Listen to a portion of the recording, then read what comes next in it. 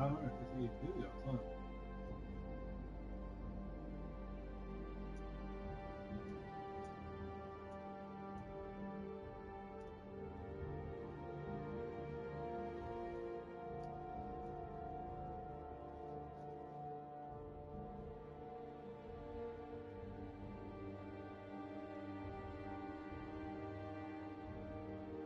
Hold on, y'all. I'm getting my upload. I mean, I'm getting my thumbnail up already.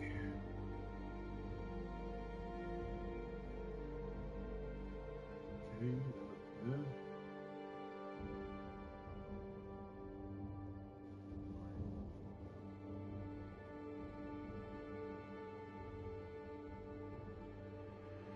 It's been a minute since I uploaded something on my channel.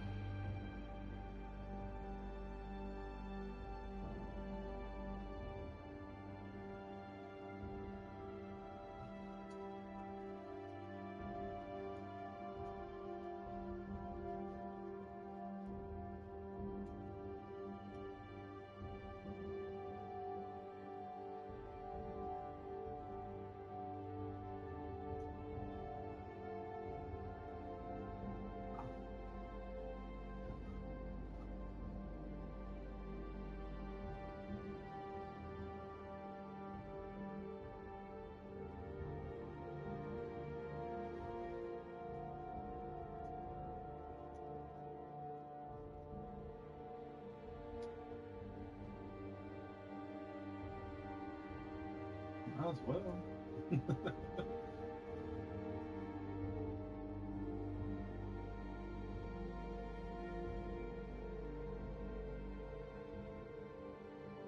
I think I'm all set. I think I'm all set. Hold on. It's loading up now. Let me get my cigs because I know I'm gonna be smoking. I know I need to smoke after this or while I'm doing this.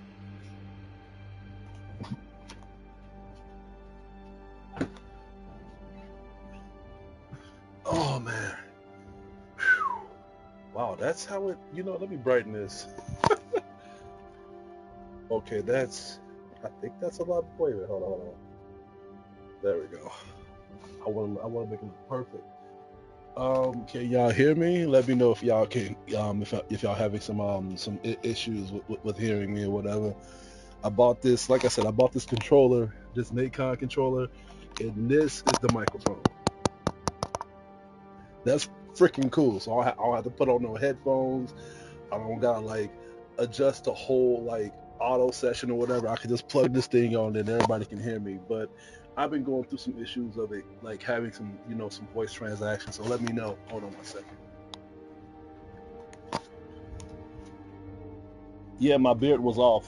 I had to hold on. I didn't get no notifications. Oh, there it is. There it is. No, I've been having problems being live. So it would say I'm live and it would show my face, but it wouldn't show on YouTube. So the only way if I know if I'm live, like a confrontation, is I get a notification from YouTube saying that I'm live now, and it just did that. So we cool. Yeah, I'm trying. I'm already done with the whole character creator. I can show y'all now, but I've only popped this in just to just to get some views because this is serious. This is a serious thing I want to talk about. Yeah, this is my main character. No. Edit current appearance. I just want to show y'all how she looks. I hope I don't get copyrighted by this music. But this is my character, y'all. This is literally my character. How you zoom in? Ain't she cute? And I hate like how some propaganda's been saying like if you edit a character and make like a beast version and you're into bestiality. I hate those type of people. And those are the same people that don't want you to buy the Harry Potter games. The same people. You know what I'm saying? Hold on. Yeah, I love Harry Potter specs. I love the Harry Potter game. Yeah, so this is my character, and her name is. Wait a minute, do they even? I know. Yeah, I'm making her a thief. because thieves have dual blades on this game, but I had no choice. Her name is Angela Salve, but you can call her the Anna Karis. I don't know if I said that right. Yeah, and yeah, she looks beautiful. Yeah, thank you. She looks beautiful. Man, look at man. You can really zoom in. You can really zoom in. I was hoping that they had more hair features for the Beast characters, but this is just the character creation beta. I don't know if they're gonna have more when the game comes out, or maybe they just fiddling with it. But back to the topic at hand, guys. If y'all listen, man, I notice there's been a lot of people that's been coming to my channel or just coming up to me directly.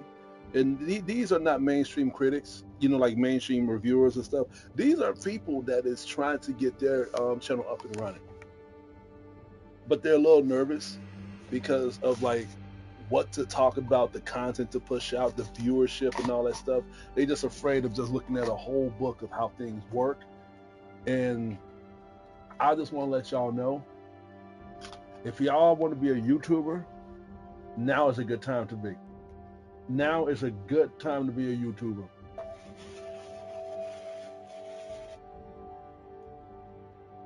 No, we're not playing the game. I was when I was adding my character, but that's it. The game ain't, the game ain't even out. Yeah, it's so easy to be a YouTuber.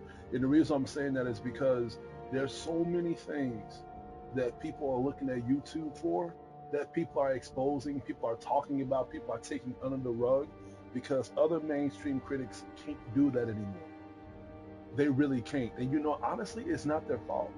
I kind of don't blame them, because they did not know that this was going to happen. They did not know that YouTube, the woke culture, all these other big companies and these own businesses will put them by the leash and tell them what to say, what not to say, what to put out, what to put, in the back burner, what to expose, what not to expose, what to push the content to so they can get more viewership, and what to just shut up about.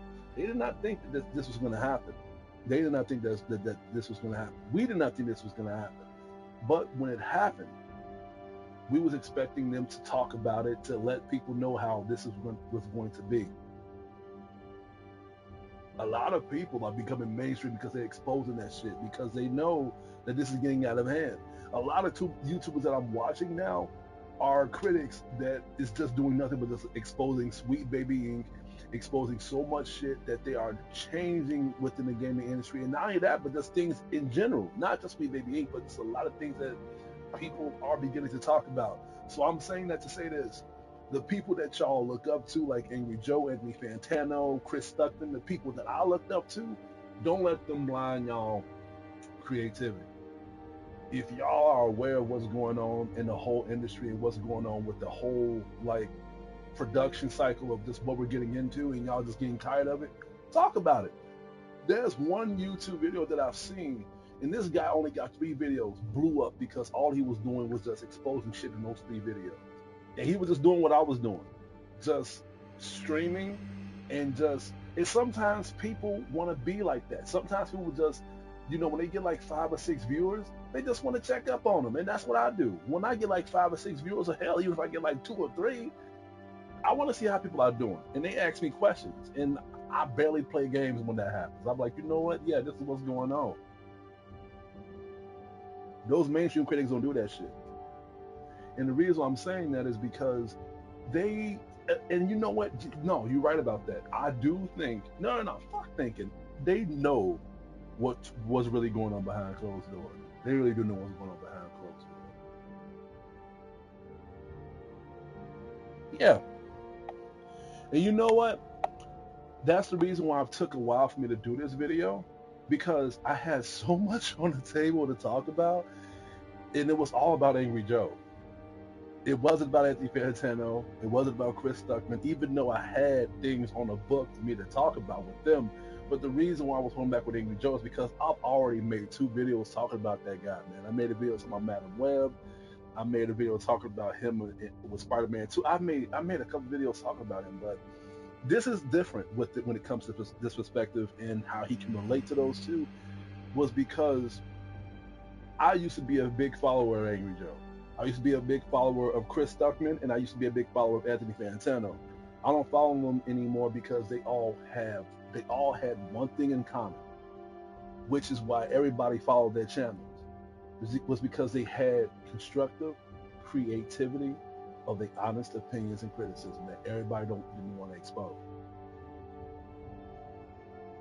hmm They like Angry Joe exposed IGN. He even went to expose a lot of indie companies, developers that was cheating gamers out their money, putting a lot of DLC packets and hiding them onto a lot of content and stuff like that.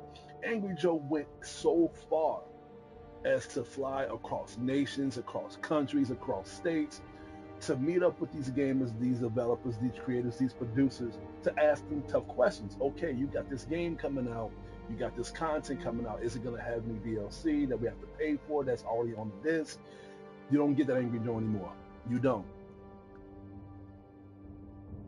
Oh, don't get me wrong. He do critique things hard, but things that's easy.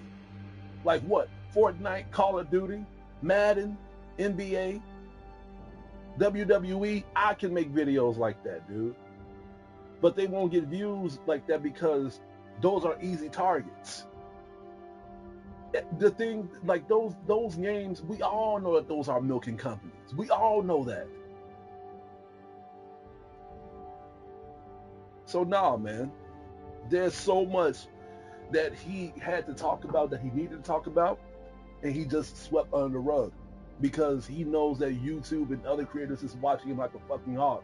And it's not just that. Don't get me wrong. There's a lot of games that came out that not only that the developers was iffy about his criticism, even though they kind of let it go because they kind of know that Angry Joe don't talk about that stuff anymore. But there was a lot of woke shit that Angry Joe should have exposed that he did not do. And that's when he was beginning to lose a lot of viewership when it came to him reviewing Spider-Man 2. When he reviewed Spider-Man 2, he did a lot of critique. He talked about a lot of critique things that even I was shocked that he was talking about. Talked about how Mary Jane looked like a man so much. Talked about how so many things that was pushed out of the game's perspective that even if you was only playing the game just to play with Venom, only 15 or 20 minutes. And my girlfriend got mad about that. But you still gave it an 8 out of 10. There was a lot of things that he could have talked about on that game that he didn't even talk about. People stopped subscribing. People unsubscribed to him because of that. But honestly, I've unsubscribed to him when he talked about She-Hulk. When he talked about She-Hulk and he got so mad about the whole freaking thing, and it even goes even further. A lot of people unsubscribed to him because of The Last of Us Part 2 and The Last of Us television show, but it started with me with She-Hulk, honestly. Yeah, you can see the pattern changing with him. The old Angry Joe back then even looked different. He would he would expose things just like that, but he did not know that things are going to be like this. He didn't even know. That's why people are unsubscribing to him and subscribing to low-key critics that is talking about these woke propagandas and stuff, because Angry Joe ain't going to do it. He is not going to tell you to buy a game because it doesn't have all this stuff on here that's going to shove down your throats to appeal to modern audiences.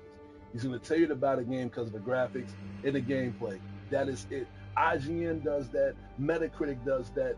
GameSpot does this. So why watch Angry Joe anymore? He's just, you know what I'm saying? Like, he is just like these other companies that do these reviews. They're never going to expose that woke shit.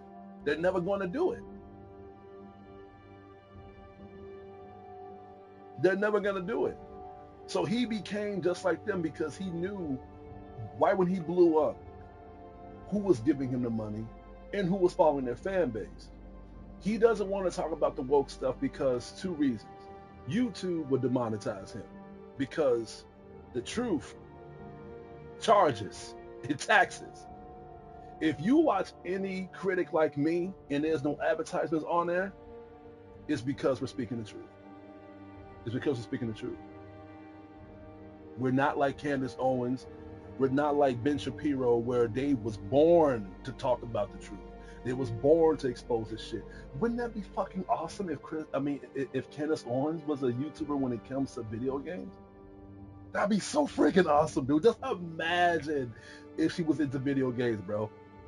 She would be, Sweet Baby Inc would be out of business. But that would have been Angry Joe. If he would have kept the whole thing contained, and if YouTube went up to him, because that's what probably happened, right when he reached over 1 million subscribers, and that's when he ended up changing, because he knew what was coming with all that, because YouTube shed light to him. They was like, listen, you're coming up, these people are coming up to you because of your creativity, but how about we spice it up by you getting more support by other creators, other artists, but you have to show some respect to them. If it was me, I would tell them, look, where the fuck was I at when I was blowing up? You know what I'm saying? But the money is good, the production sounds good, the recommendation sounds good, you're shaking hands with a lot of people, so I get it. That's how I was with my novel publishing last year. When I was doing my novel publishing, and X Trauma sold well, one of my first books to ever make it to close to 2 million sales, dude. And because of that book, I ended up being on a year vacation this year because it was so stressful. The money was good, me being noticed was good, my propaganda was doing well, people was beginning to read and share my books to everybody else, but that shit came with a lot of stress. It came with a lot of fucking stress, dude.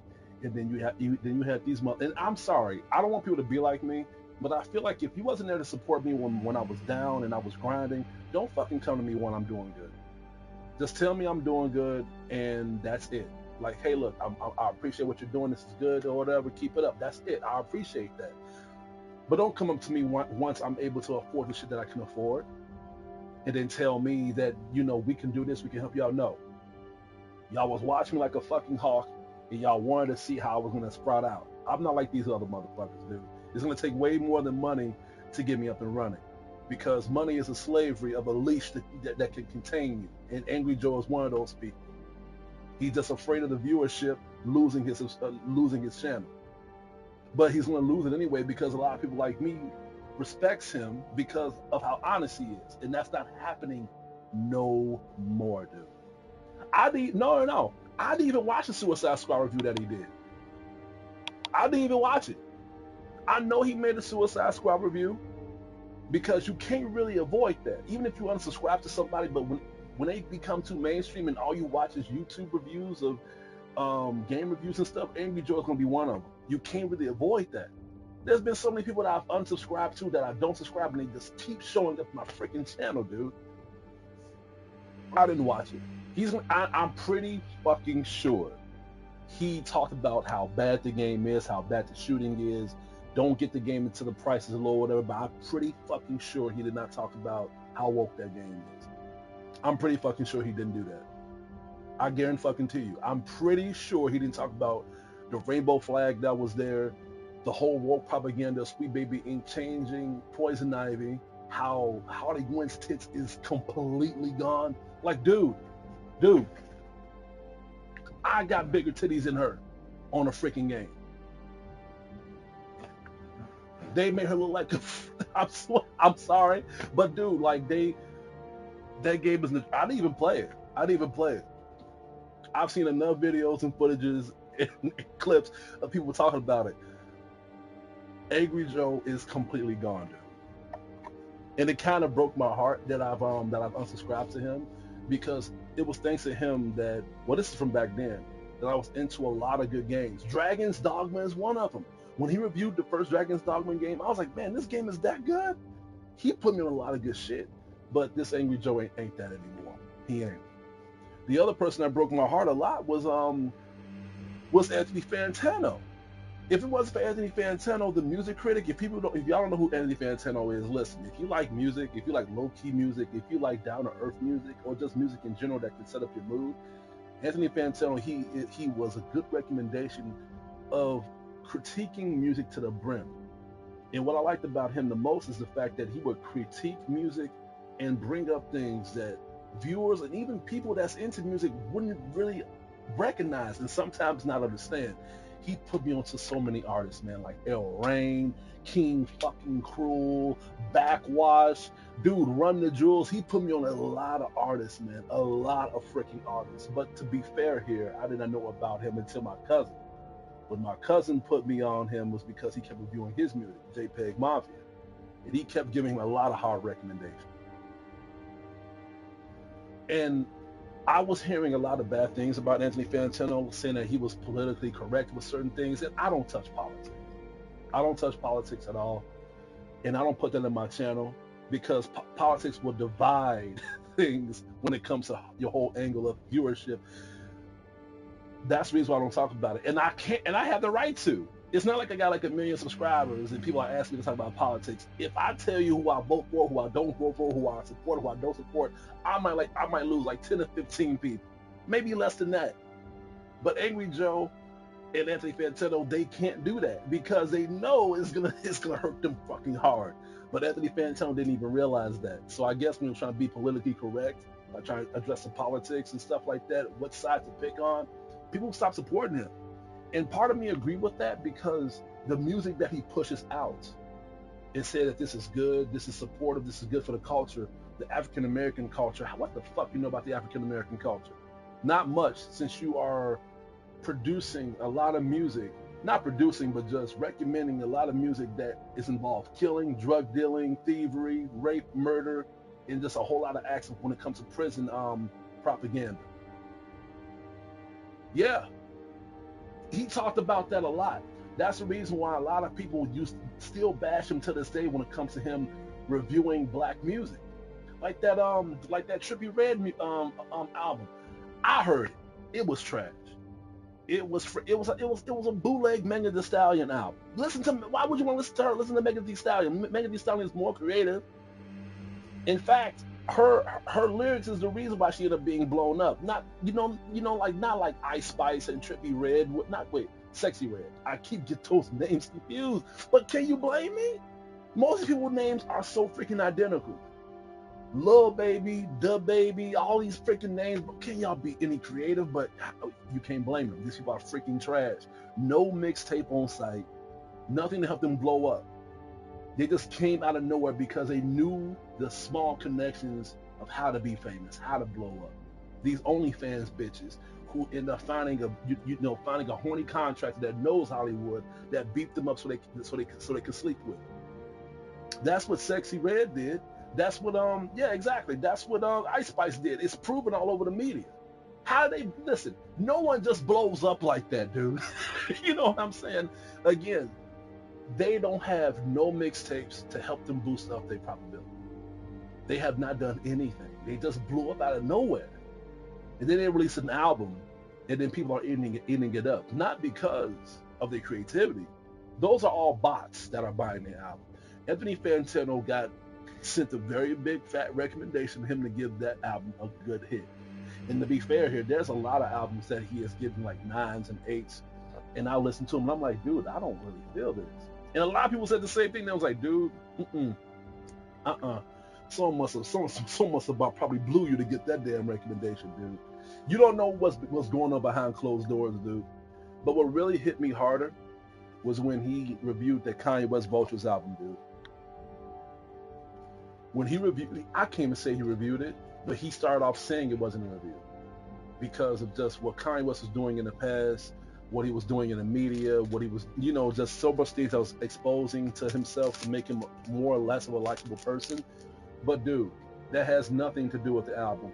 Talk about the album and just how good and how bad it is. And he did that for like, 2 minutes. And people was, again, mad about him doing that because you want to expose this, saying that he's not good anymore when it comes to him being a rapper and stuff, and what he's doing is not good for the community. But you are pushing content, pushing recommendations for other artists that talks about killing, drug dealing, etc., etc. So what's worse? A person that has a very fucked up history of him being honest or just being a goof off in social media, and he makes an album that's, I have to agree, I'd have to give that album a light 6. If you want to talk about my critic score, probably a C-. Vultures is a good album, but this is Kanye West. He's gonna talk about things on an album that may like, wow, really? That he's known for that shit. Or a person who makes an album about raping women, killing women, shooting and robbing civilians, stealing their shit, being in jail, recommending people to do the exact same thing. Anthony Fantano gave most of those albums good praise. Makes you wonder what he really thinks about the black community, right?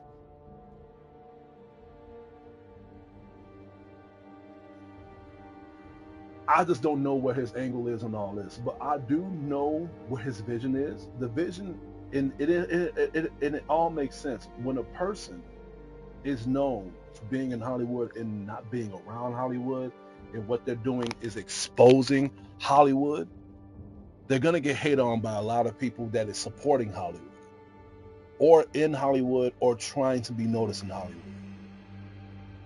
That's why my cousin told me whenever people blow up, you want to talk to people that is not around Hollywood, because they will let you know who to trust, who not to trust, what to do to be away from that whole little brainwashing propaganda.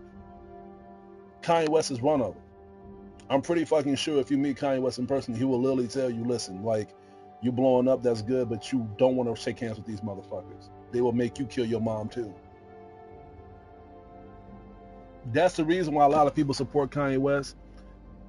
I support him, but I don't follow everything he does. When he does on the media, I be the same way. I'd be like, man, you tripping. But when he makes an album, that's when I support it. You have to layer off behaviors. I feel like when you cut off a person because how they are and you don't relate to them, I feel like that's kind of childish and ambiguous. Not everybody is perfect. Not everybody is perfect, dude. And by you knowing that, you have to know what to layer off so you can be comfortable with that person. Like, for example, 2 weeks ago, I had a problem with one of my friends, and that problem was online connectivity. Was I going to cut that person off? No. No. This is just something that he was having a problem with that I was allegedly doing. So I just told myself, okay, I'm gonna still be cool with this person, but I am not gonna play online games with him anymore. But with Kanye West and what people do in social media, when it comes to people having a feelings hurt because they live through the celebrities, when one person gets out of that woke propaganda and say that, look, I don't support LGBTQ, I don't support Black Lives Matter, I don't support feminism, because what they're doing is they are adding more emotion and making the mind softer. You get bashed, you get hated on, you get stepped on, you get criticized. This whole generation, when it comes to being popular, they want to find people that's going to control the media so they can make them more brain dead. And I feel like that's what Anthony Fantano's mind is at, because the music that he listens to allegedly, and he recommends it to people, especially when it comes to our culture, will most likely be the music that's going to make us go down that gutter even more. I mean, look at the ratings. Don't believe me? Look at the ratings. Look at most of the black ratings that he has given to artists that was higher, that wasn't even about, let's say if it wasn't even about killing and and all that shit. Some of that will be about woke shit. Some of that will be about trying to come out. Some of that will be, about like certain things that will put you into the whole perspective of you giving up about Christianity and focusing on devil worship. I'm not making this up. When I saw this pattern with Anthony Fantano, I was like, okay, I see what the fuck you're doing. I see what the fuck you're doing with us. Yeah, I hope people watch this, dude. I hope people fucking watch this. All I'm saying is, if you want somebody to help you lead the black community, don't let it be somebody like him that's not fucking black. That's all I'm gonna fucking say. What you said was a fair point. Don't let it be Kanye West either. I agree with you. But again, that's where it comes to the layers. Fuck with his music, but don't fuck with his speeches when it comes to him exposing things. When it comes to African American culture. Because let's just be fair here.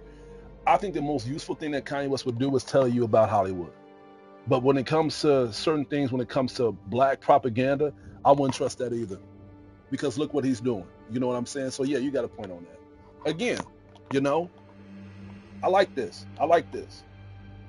What was your best album from Kanye West? Mine's, I can't even choose not two or three. I gotta choose one. But let me know what yours is.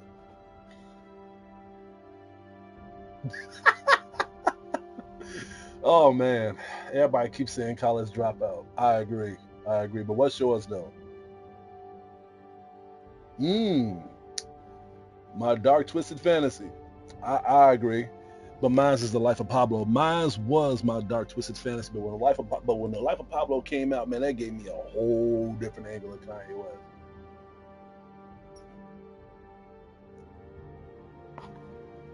I was actually saving that the best for last.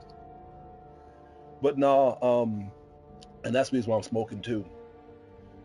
And this is the whole pattern of, I want people to understand this, and I'm gonna say this one more time, right? Hold on, let me look at the time, let me see what time it is.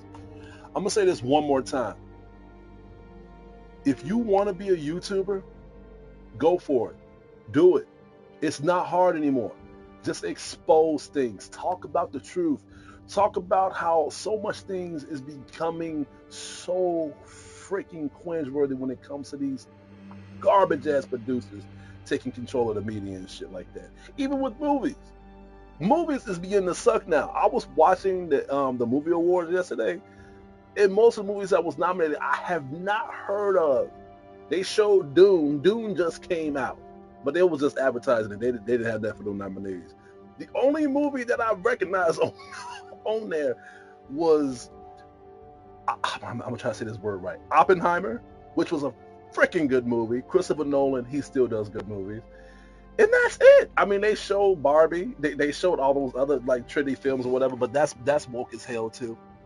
Another thing that Angry Joe won't talk about. But and you know who else won't talk about that? Chris Stuckmann. I think he was the one that broke my heart the most. And the reason why I'm saying that, dude, is because I used to follow hard with Chris Stuckmann. I used to follow him hard, dude. If y'all don't know who Chris Stuckmann is, dude, he's another reason what will happen if you get too mainstream. But his reasons is different actually. It's actually different because you don't have Anthony Fantano and Angry Joe that's trying to like get connections with Hollywood.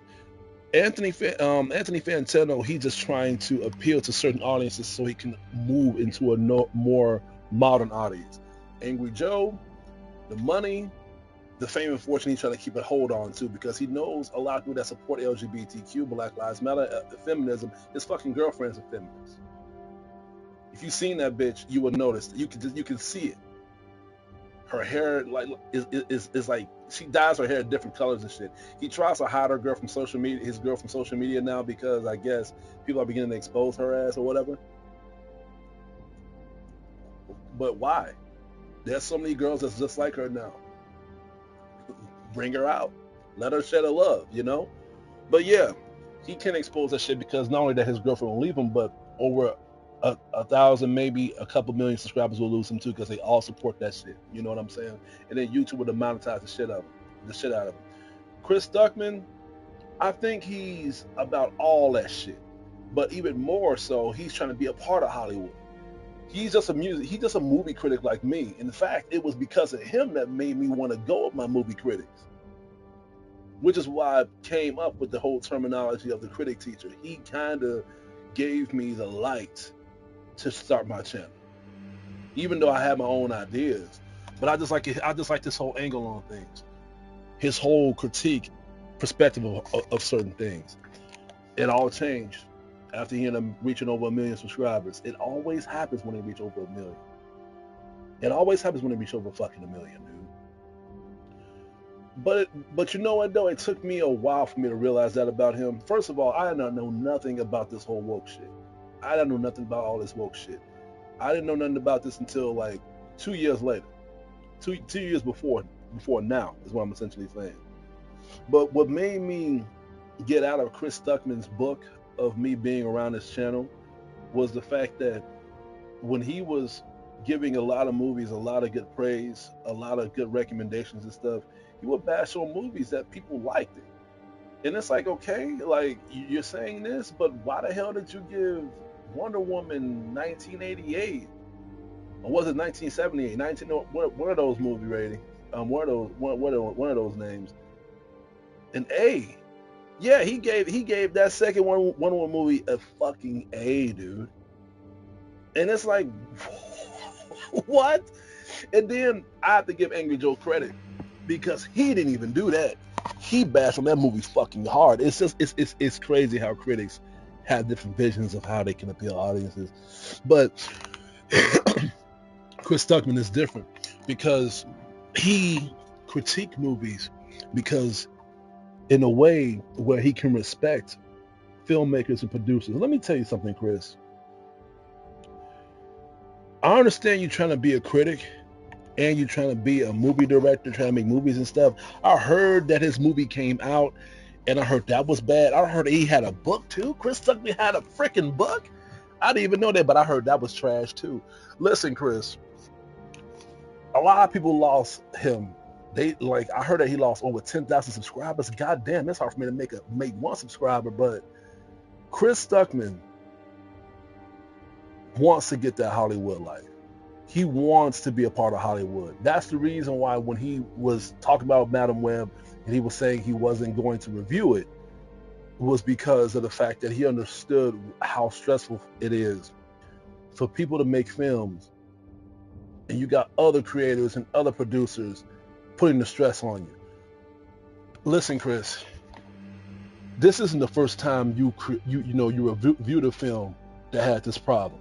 You have over 500 fucking videos on your channel, and you tell me Madam Web is the only video, the only movie that you came across with that pressure that you want to review? No, I don't believe that. I don't fucking believe that. I'm pretty sure there's a lot of movies that you fucking reviewed that had that same issue and you bash it like a fucking oblivion because there was no excuse. But the reason why you didn't want to critique this the same way, because you changed, you blew up, you've probably gotten a taste of Hollywood, and at the same time you try to be a part of Hollywood. I'm gonna let you know right now, Chris, you can give them so much respect as you can, be noticed as much as you can, but they're not gonna call you. They're not gonna freaking call you, dude. Hollywood is not gonna take you because you're gonna have to kill somebody, dude.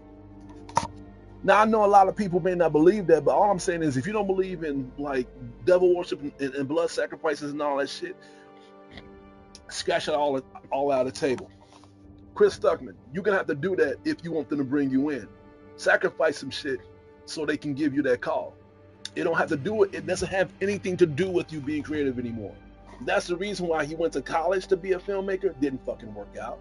He even made a film and it didn't work out. Made a book, didn't fucking work out. College degree, good education don't fucking work. If you want that part of life, you have to give up a life or give up your own vision of your own respect.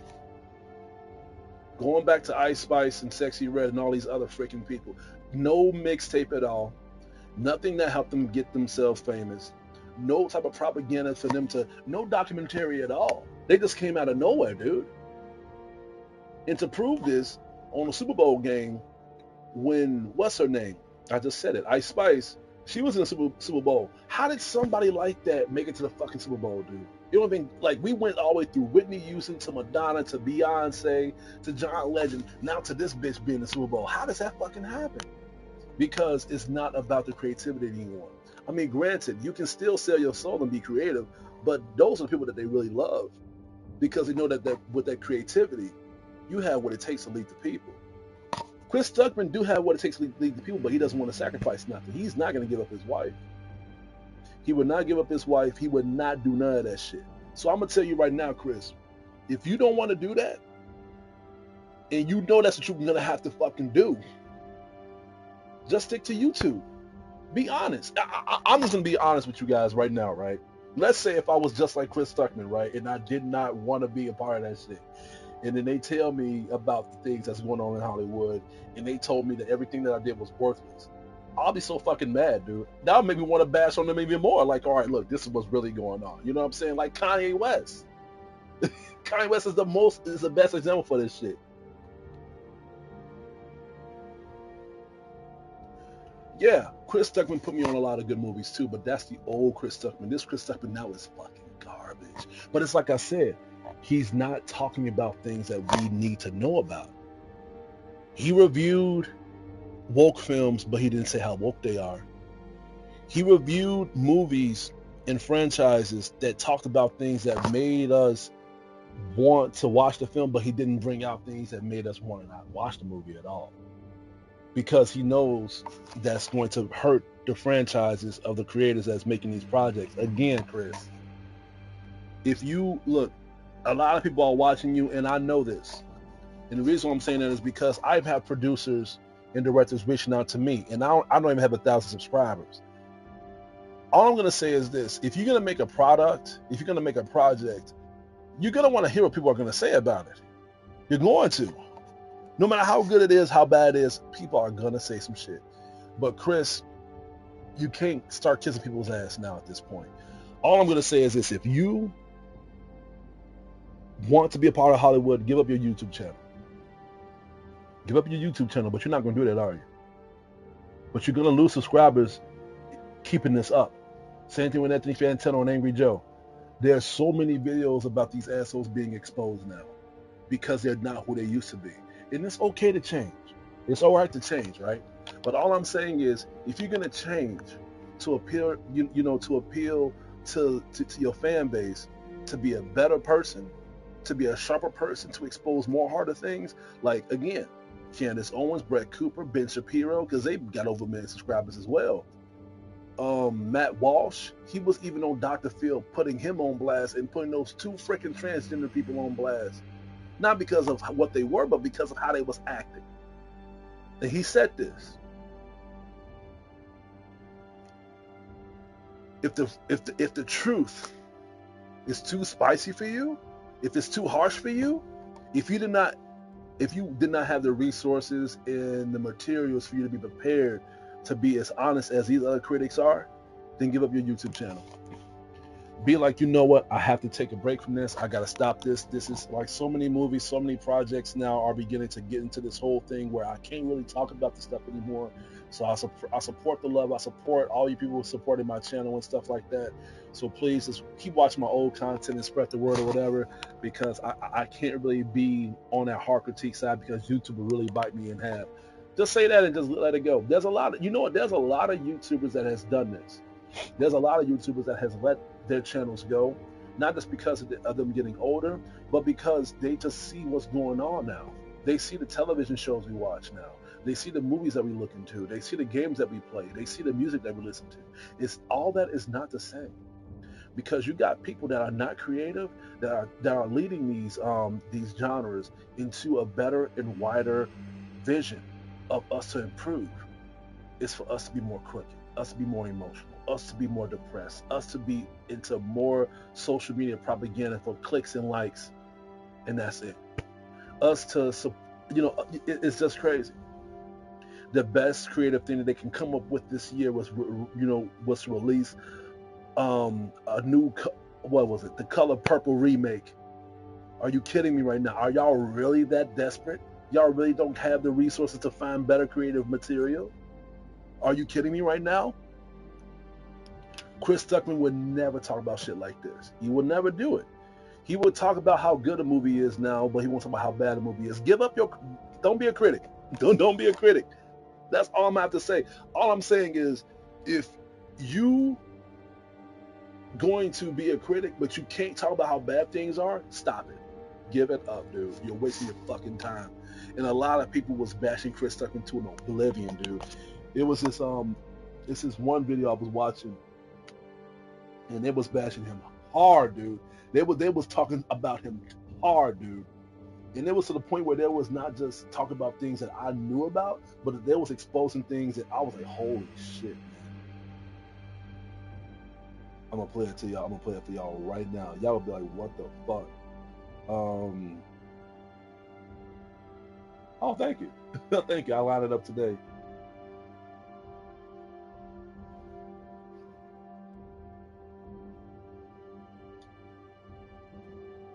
Wow, where is it? Don't tell me it got removed. If it got removed, holy shit. No, I don't think it got removed. I just think it's been a while since I've seen it. It's normally always on my recommendation list, but now since I want to look at it, now it's nowhere to be found. There we go. There we go. I found it. Let's talk about a guaranteed panty dropper. One review says, "Listen, fellas, I bought this because a YouTuber tried it out." So was that movie, and clearly was This was completely out of his depth. Now these are from the people. These from the YouTubers. Their name is EFAP Highlights. These people are freaking awesome, man. Hey man, I just joined your stream. Could you summarize what you thought? What I thought about the gang, Dragon's Dogma. So the studio stepped in. Like, sometimes it has to be done. Like, not every creative is up to the task that's been handed to them.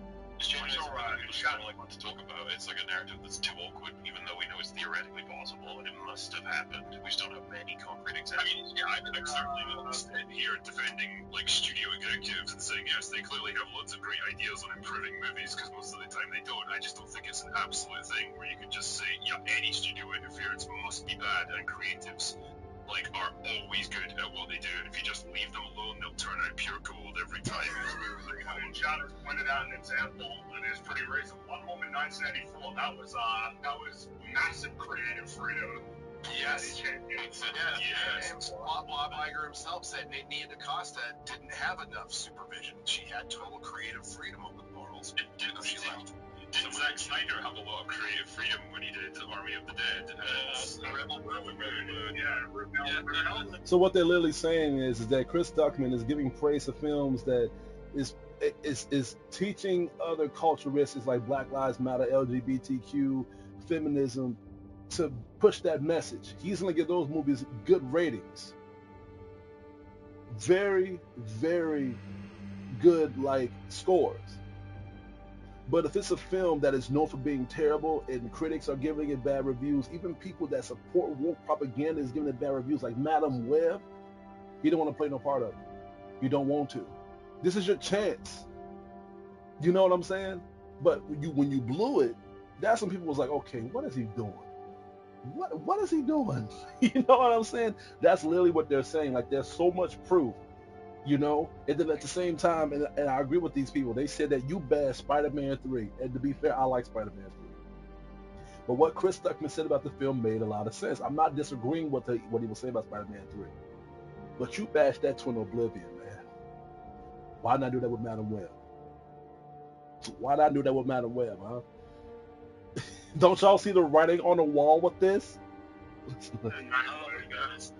dear. You also mentioned Ghostbusters 2016. Yes, true. That was a different regime, but yes, that's Sony, and there was well, yeah, it's guy I always forget her name. What's her name? Was the CEO? Tom Rothman's the CEO now. And I do think it comes down to the filmmaker There he is. they're working with, and whether or not they back off and give that filmmaker the freedom they need to tell a cohesive, coherent story. What if the context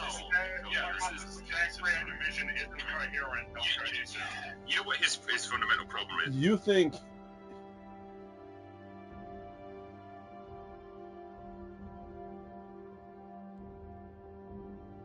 you would think that by Chris Stuckmann knowing about directors, knowing about producers, knowing about creators that's doing these movies, you would think that Chris Stuckmann has a better point angle of how Hollywood works, and he would talk about that stuff and why movies suck. I would love to watch the Madam Web review that he did if he talked about that shit, saying like, look, this movie is trash because of this. But he was saying, I'm not going to review it because of this. But let me look at this one last part. He sees all creatives through the lens of how he views himself. Yes, I am creative. Yeah, and presumably he views himself in high regard, and so he takes his experience of making his own film and assumes that it's always like that. Everyone has a great creative vision that they're going to bring to life, and it's awesome, and the only thing that can ever get in the way is a studio meddling in it. That's his fundamental problem. He's very idealist. Everyone. I mean, we see how that plays out. You know, A24 $30 million to Ari Aster, and we got Beau is Afraid. That movie's a fucking mess. There's nothing coherent and cohesive about that movie. No. See, look, this is the part I disagree with. Chris Stuckmann just wants to be a part of Hollywood. If you look, he would bash this movie to an oblivion if he was the same man he was back then. Point blank. The problem is that he got so attached to Hollywood to the point where he wants to be a part of that life. So he is trying to not bash on no creators, no directors, no producers that's a part of Hollywood. He wants that phone call. But it's like I said, Chris, you might as well let that go, because again, you're going to have to kill somebody to do that. Only way if they'll call you is if you tell them what you want to do. And then I'm pretty sure this is how this works. They will let you know how to do it. Same thing how they did with Ice Spice and Sexy Red. You want to be a part of this life, you're going to have to do this. Chris Stuckmann probably had that contract, but he probably took it and left it alone, which is the smart thing. I'm not saying he should have did this, but that's a smart thing.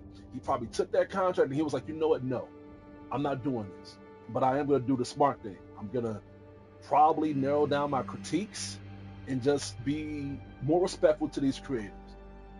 And let's be honest, people was probably begging him to do a Madame Web review because this movie was blowing up out of the wind of people bashing it.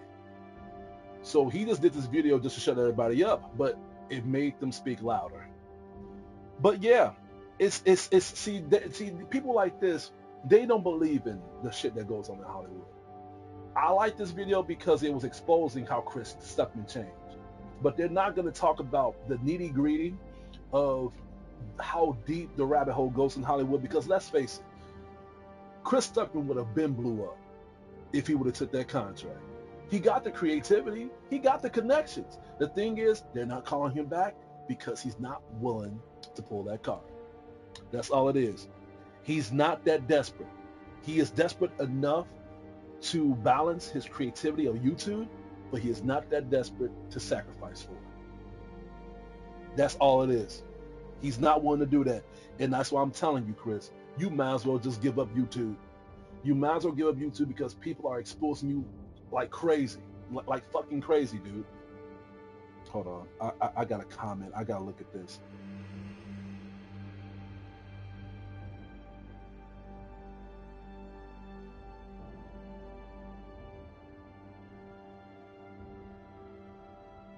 Also came in the combo was mostly about people selling out in woke media. Yeah, that's all it is. I feel like, and again, a lot of people, and it's like this, right? You need, like, it's like you fill out an application to a job. You work there, you like it there. They give you 2 or 3 weeks, and then after that, then you begin to get an ID that, you know, that proves that you work there. That's how Hollywood is. You work there, you support there, but then when you want to be very mainstream, you want to get the movie roles are coming in, you get that green ID. That green ID is you selling your soul. My point is that you have people like Chris Stuckmann, and honestly, I think he may be the worst from Angry Joe and Anthony Fantano, because he sees the deep picture of how Hollywood is, what they're really doing, what they're really cooking up. He probably hasn't, but he is closer to that than all of them. Anthony Fantano and Angry Joe, they're not a part of that, but you goddamn right they're part of woke media. They are. They really are. Especially people like Angry Joe when it comes to video game propaganda. There was this other video that really shed some light to how Angry Joe is. Yeah, one of my favorite YouTubers, man, his name is Fredigo. He's a Puerto Rican YouTuber. You would never see his face, and I think that's cool. If you get exposed like this, if you don't want to put your face in, that's great. That's good. You know what I'm saying? But man, dude, Fred went in on Angry Joe. I'm trying to find it. Fred Dinger. Let's type down Fred Dinger, Angry Joe. What the hell am I doing? Not Fortnite. Oh, Fred Dinger. I like Fred Dinger, man. He is so freaking cool. Yeah, this is Fred right here, man. This guy is so freaking hilarious. Shut up. Let me see if I can find it. No sexism among gamers. Remember? And this. So look, this is when. Ultimately, all This video was so freaking golden. I think this video may be one of the best videos I've ever freaking seen this year, dude. One of the best videos I've ever seen ever, man. And this just down to the point, exposing things from top to left, old videos of Angry Joe to new videos of Angry Joe, just how he was then to how he is now, just how things change. But yeah, Top 10 list of listen. annoyances. Here's the good thing is everyone else That's Fred around talking. is starting to notice. So your gaslighting bullshit ain't gonna work on me no more. When your average, your Angry Joe. Does everyone remember when Joe said this back in the day? Here we go. Anita Sarkeesian and the gross sexism among gamers. Remember when Joe White knighted for her? People hold that to a fucking grim, dude. When I found out that he defended Anita Sarkeesian, I was like, no, not Angry Joe. and as you can see, that was when he was younger, dude. That was when he was freaking younger. Here we go. Just look how young he looks. Look, like you could tell that was a while back. That was like what, 4 or 5 years ago, probably longer than that. But dude, like, people held that against him. And this is before I even knew anything about the woke culture. This is before I didn't even know who Anita Sarkeesian was. I didn't know anything about Anita Sarkeesian. I had no idea what her whole angle was at all. But now she's shaking hands with Neil Druckmann. She is shaking hands with Insomnia Games. Everybody in the whole industry is worshiping her and kissing her feet, bro. And she is just pumping up woke culture, woke propaganda. That's the reason why y'all Spider-Man 2 game is the most wokest game ever. They have so much shit on there. They got gay shit, trans shit, Black Lives Matter shit, women bashing on men, women bashing on Peter being a feminist, Mary Jane being masculine. She got a very, like, that is the most wokest game ever. And again, this is not us bashing on these people. This is just how they're acting on the game. You know what I'm saying? They added all that on the game to take away from what we love the most, and what was us trying to play as Venom for 20 fucking minutes, bro. I've stopped playing Spider-Man 2. After, like, I left off at the carnival and I was done. I was like, I just can't play any more of this. But the sad thing is, I have to play it because I fucking bought it. I fucking bought it, dude. But yeah, dude, this is Fredinga, man. This is another part of the video. This was so funny, dude. I want y'all to listen to this whole thing because he even said that Angry Joe reached out to him too.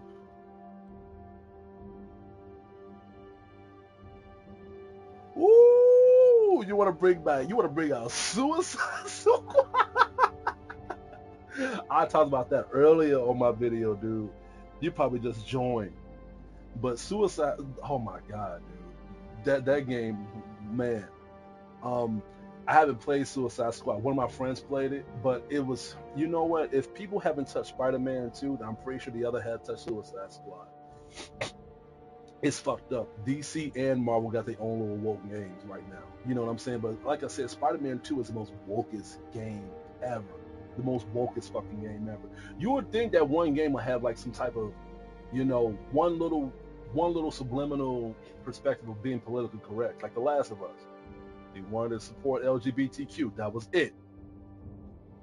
But Spider-Man 2, they just put everything on there. They put everything on there. God of War Ragnarok, that game, it just wanted to be more diverse. That was the only woke thing about it. That's why you got black characters on God of War Ragnarok. Same thing with Alan Wake 2. But Jesus Christ, man, Suicide Squad, you really can't avoid that shit. But listen to this, y'all. Listen to this. This is Prince Spack. Shut up. Listen to this. Anita Sarkeesian and the gross sexism among gamers. Remember when Joe White knighted for her? Yes, that Angry Joe, you know, the one who defended Anita Sarkeesian. But that Angry Joe is able to detect these things and pick up on them and call them out for what they are. All it does is about. No, I agree with you. God of War Ragnarok is not a bad game. It's a good game. You know what, dude? The fact that they added more a black character on the game, I had no problem with it. the black character wasn't putting no messages out there, putting Black Lives Matter flags and shit. That black character, that female character, was being a part of the game. It wasn't like Spider-Man 2 where you play as a Black Death character that was putting Black Lives Matter and racism and shit. Didn't have nothing to do with the fucking game. I agree with you. And I'm not bashing on God of War Ragnarok. I'm just saying that more games are beginning to be more diverse because they are under a company called Sweet Baby Inc. So I'm glad that that's all that they did with God of War Ragnarok. I was happy. I was like, okay, good. They didn't put none of this bullshit on God of War Ragnarok because I'll be fucking pissed. Can you imagine if they did that with God of War Ragnarok like they did with Spider-Man 2? Like, you know, like, oh my God, it'll be fucking terrible. It'll be fucking terrible. I enjoy God of War Ragnarok. But the thing is, and I'm pretty sure some people enjoy Spider-Man 2 as well, these games aren't bad. The thing is that we didn't ask for this. We did not ask for this shit. We did not ask to play as a deaf girl on there. We did not ask for Mary Jane's whole facial expression to look like, you know, freaking Arnold Schwarzenegger. We did not ask for none of this shit. And the thing is, God of War Ragnarok got off lucky. It got off fucking lucky. I enjoyed that game a lot, but again, it's a whole new day and night cycle when it comes to Suicide Squad and Spider-Man 2. But again, you got critics like Angry Joe that won't talk about this shit. They would never say anything about this. So that's why I keep telling people, these mainstream critics are fucking gone. They're too afraid to speak the truth because their fan base is so huge now. They talk like I do, they're gonna lose millions of subscribers because you got people that support that shit that subscribe to them. If I talk about it, I might lose like what, 5, 6 people. That ain't doing a goddamn thing. But when Angry Joe talks like I do, they're gonna lose millions because they've been following them for a long time. Not just supporting them, but watching them like a fucking hog. I see the pattern, bro. Have you noticed when people blow up, they change just so they can appeal to modern audiences because they know that's where the money is coming from. But if you speak like I do, I get demonetized because, again, the truth charges, it taxes. Back in the day, you would get killed by trying to start a movement, but now you can get assassinated just by speaking the truth. You will get killed just by speaking the fucking truth, dude. That's why I won't even hold it personally. And I told my girlfriend this, and she was laughing, but she was a little scared when I said this. She asked me how was I gonna die, and I told her I think I might get assassinated. And I won't even hold it personally. Like if somebody kills me over what I'm doing, I wouldn't hold it against them. I wouldn't. I have made my ex-girlfriends mad. I have made some of my best friends mad. I have made some of my family members. Like, the hatred will splurge out to the point where I'm pretty sure one of them is thinking of a harmful thing about me right now. You know what I'm saying? But it's not like I did that intentionally. They put me to that point where what I did really questioned their character. And this is the whole young generation propaganda that is not looking through things that can educate them. They're looking through things that can guide them to be more depressed. And that's the whole fucked up thing about this whole generation. By you not having faith in yourself, not having your faith in God, and above all, not having faith and try to make yourself a better person by having faith in those two, you look at social media. You look at the clicks and likes. You look at the shares. You look at other people that is mainstream because they're doing the exact same thing. All these, all these red and pink-haired motherfuckers that got cats in their damn house, and they telling you to do what you need to do so you can do the exact same thing. You want to follow those motherfuckers? Are you serious? Are you fucking kidding me right now? Angry Joe is one of those people. But look at this one last part. This is crazy. Exactly what I've been saying. Whether you like Angry Joe or not, we need more Joes like him actually speaking out on this stuff. I mean, believe me, Joe is beyond belief. I mean, on Twitter, he lashed out at me for calling him a spurg, which was absolutely hilarious because he proceeded to stalk. So Angry Joe actually reached out to Fredinga. He actually reached out to him and went in on him. What was it on? It was Instagram? I don't know if it was Instagram or Twitter, but he went in on him, bro, for no fucking reason. My Twitter timeline Over for a few Twitter. days just to see if I was talking about him. Nonetheless, when you've got someone like Angry Joe who thinks he's such That's supposed to be a great sketch. thinker when in reality he's not, it makes for the That's- perfect subject. That's actually a pretty decent picture of Angry Joe. I know that was supposed to be. Stalk my Twitter timeline for a few days just to see if I was talking about him. This is supposed to be a funny sketch of Angry Joe. I actually like that photo. That's actually a pretty dope photo of like a pretty decent drawing of him, man. I thought that was pretty badass. I was like, you know what, I like that.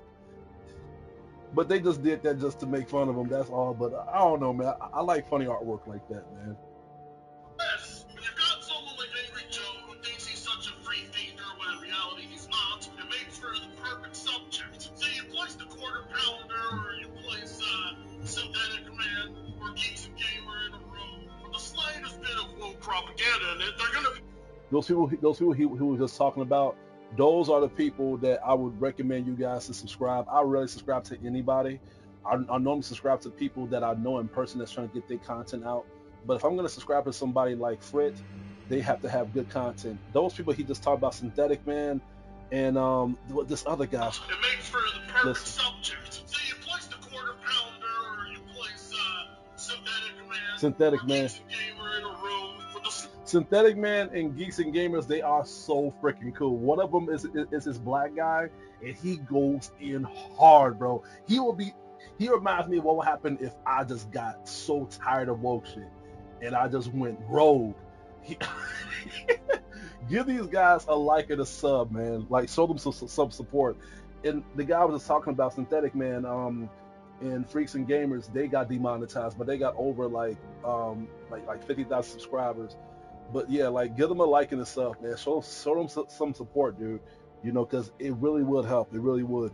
Slightest bit of woke propaganda in it, they're gonna be able to call it out like that. Angry Joe, on the other hand, would not pick up on any of it, which just goes to show you how invested Spider-Man 2 must be with it in order for someone like Joe to pick up on it. I agree. But he gave it an 8 out of 10 though. That's a fucked up thing. I would have given it a 5, dude. It's a playable game. That's it. I would have given it a 5, dude. It's undeniable. Y'all can't gaslight me no more. You can't try and spin it on me. My eyes didn't lie to me the whole time. What I was saying was very much what I was thinking. So don't let any of these consumers try to convince you otherwise. They're disingenuous. They don't even believe what they say themselves. There's not a single point they stand on that they can defend for more than 5 minutes. So, Joe, I noticed in your review you were asking yourself, is this all a coincidence? No, Joe, it is not a coincidence. Unfortunately, your sheep-like brain wouldn't be able to handle knowing the truth. Your feeble little mind wouldn't be able to grasp it. You'd lose all sanity. Just imagine what would happen to Joe if I told him about the blood sacrifice rituals. Just imagine. You think Joe would be able to handle that kind of news? So they get all the top actors and they get the top musicians. The Grateful Dead is played. He's not lying. And a lot of them aren't getting what this ritual is. It's a Faustian German death cult ritual. No, instead I'll give Joe. He's not lying, dude. He's not lying. He is preaching hard, bro. He is preaching freaking hard, man. Now, since we was on this topic, we was talking about Sweet Baby Inc. when it comes to like the games that they be putting out there. I'm gonna show you just to prove this. You know how I gotta talk about these, and I gotta show y'all some things about it. But listen to this one last part. To prove it didn't exist, now you're acknowledging that it does exist, and you shrug it off. I mean, the ESG wasn't enough for that. Gaming companies hiring Anita Sarkeesian to help co-produce games with Big them mistake. wasn't enough. Well, here we go. Here we have a corporation whose entire existence revolves around making games more inclusive and diverse. This is a very real thing that cannot be denied. And it's the same group that gave consultation when it came to the writing of Spider-Man 2.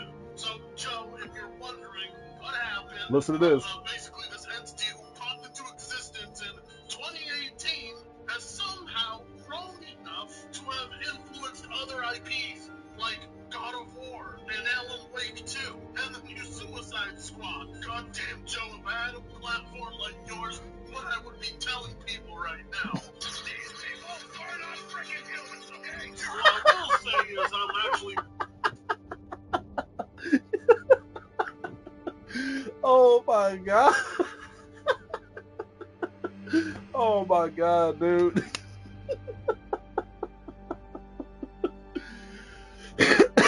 Man. No, man. This does. No, but Spax, listen, man. Y'all gotta check out Fredinga, man. Fredinga, he's dope as hell, bro. Check out his content, man. But that was one of the best videos I've ever seen him freaking make, man. I seen it, I was like, damn. Not only that he exposed Angry Joe, he made things official, but he talked about like Sweet Baby Inc. And I didn't know nothing about them until he exposed it. He talked about the games that they were supporting, like Alan Wake, and I was like, oh my god, I like Alan Wake too. What the fuck they do with that game? But again, they just made it more diverse. That's all. It's not like Spider-Man 2 where they just put every wolf thing on there. It's not like God of War is the exact same thing. They did not do anything harmful. They just made it more diverse. But damn, I've people like Fredinga, man, y'all need to watch. Like, especially if y'all against all this shit, y'all need to watch it. And at the same time, understand that these people like Angry Joe, Anthony Fantano, Chris Stuckmann, they're not with us anymore. They're just using us to pay them. That's all it is. So if you beginning to see how they change and you don't support that change, unsubscribe. Unsubscribe, dude. I just feel like somebody just commented on this shit too just now. Jesus Christ. And then like the shit went 96K views. That's all they got. But yeah, it was this other video. Like like I said, he's like a more tougher and harder version of myself, man. If y'all think that my shit is harsh, y'all should check this guy out, man. This guy is a freaking devil, man. Alien creatures. This guy was freaking cool, man. I like him.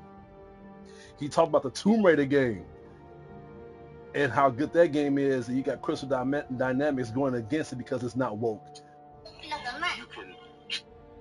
You can earn less still because calling things quadruple A doesn't mean anything. You can call it what you want to call it over and over and over, but this still looks like a fucking man. Understand me? You can draw something any way you want. It's like a fucking man. You understand me? You're triggered by a titty. You're triggered by pretty. You're posers. Fake gay niggas from space. Aliens. Genuine gay people are not afraid. They're not terrified. They will outdo Just listen. that. They will pull focus. Ask me how I know that. But these pussies need to remove the alternative because they're too lazy to try harder. Because they don't stand a chance if people have a choice. And they know it. So they remove your choice, they'll filter, they'll hide, they'll lock the comments. These are the people trying to decide. Don't that sound just like me? Don't that sound just like me? I mean, tell me if I'm lying. That sounds a lot like me if I was really broken, bro. Like if I was really sealed in, I was like, I'm tired of this fucking shit. And he's gonna get even more mad to listen to this. What you should be offended by. You can be in their face saying, nah, nigga, that shit should move. But it doesn't matter. Because they know better than you. The white saviors know better than you.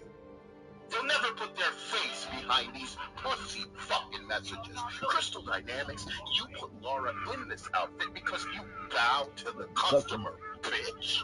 You will dance and bang them fucking symbols together like a monkey you are. Because if you were as intelligent as you think that you are, you'd be making $50 million a month like Nikkei Goddess of Victory. Good point. But even you were forced to shove your pandering right up your ass and cater to the male gaze because you need to make money. Ho, slut, bitch. This dude is so freaking awesome, dude. He is so freaking. Oh yeah, of course he got demonetized, man. But it's the demonetized channels that is doing good now. They don't give a fuck if they give. You think I give a fuck if YouTubers pay me? No, I fucking don't. But listen to this last part of him. You ask me, Lara Croft can keep the tune, but she need to ditch the man Tomb Raider, Lawrence Croft. When we get come too close to a superior uncharted. Oh, that's funny. She needs to ditch the tomb. Oh wait, she needs to keep the tomb. in digital womb. Male Tomb Raider, Lawrence Croft. That's so. Oh my God, that is so freaking classic, man. That is that is beautiful. That is so freaking beautiful, dude. Oh my God, man. I'm like, wow, bro. Because I was thinking to myself, I was like, I can't be the only one that talks about this shit the way I do. So it's like, I don't know if YouTube looks at the shit that I'm talking. It's just like anything. You know how when you are bringing up something and then all of a sudden your phone brings up an advertisement of what you're talking about? That's how it was. When I was when I looked at YouTube and I was just talking about certain things that I normally expose. All of a sudden, I heard about Fredinga. I heard about these other people, and I'm like, Jesus, these people are freaking badass, man. I like them. I fuck with them, you know. But yeah, like, give them a like, give them a sub, man. These people are freaking cool, man. But as I was saying, dude, these YouTubers, these mainstream critics, man, they are gone. They yeah. Well, I'm gonna say this, right, and I'm gonna leave it at that. Oh, you said you want to see my other character? Edit character will not be saved. Yeah, I didn't change anything. Let's go to back. You know what I've been thinking about playing again, and I'm a little nervous to do that. I'm thinking about playing Elden Ring again. Yeah, I'm thinking about playing Elden Ring again. I haven't beaten it, and my girlfriend beat it. I'm thinking about playing that shit again, dude. Sometimes I just be in a spiral loop of just like, man, what game am I playing? My next review, I'm actually getting that wrapped up. My Blue Gender review should be up and running by Friday. Because I'm literally by the end of the episodes, and I'm trying to work on my in a current appearance. So this is my pawn character. I want her to look Arabian as possible, and I try to make her hair as green as possible. If y'all don't know who this character resembles, y'all are fucking crazy. But yeah, like my other game that I'm reviewing is called Vanishers, and that game is so fucking cool. I would recommend people to check that game out. When I'm gonna rate it, it's not an A plus, that's for sure, but it's definitely a good game. I would recommend people. And what's it called? The same people who made A Plague's Tale made that fucking game, and y'all know how much I love A Plague's Tale. I love that game so fucking much. What's it called? Hold on, I had to look at my I had to look at the comments.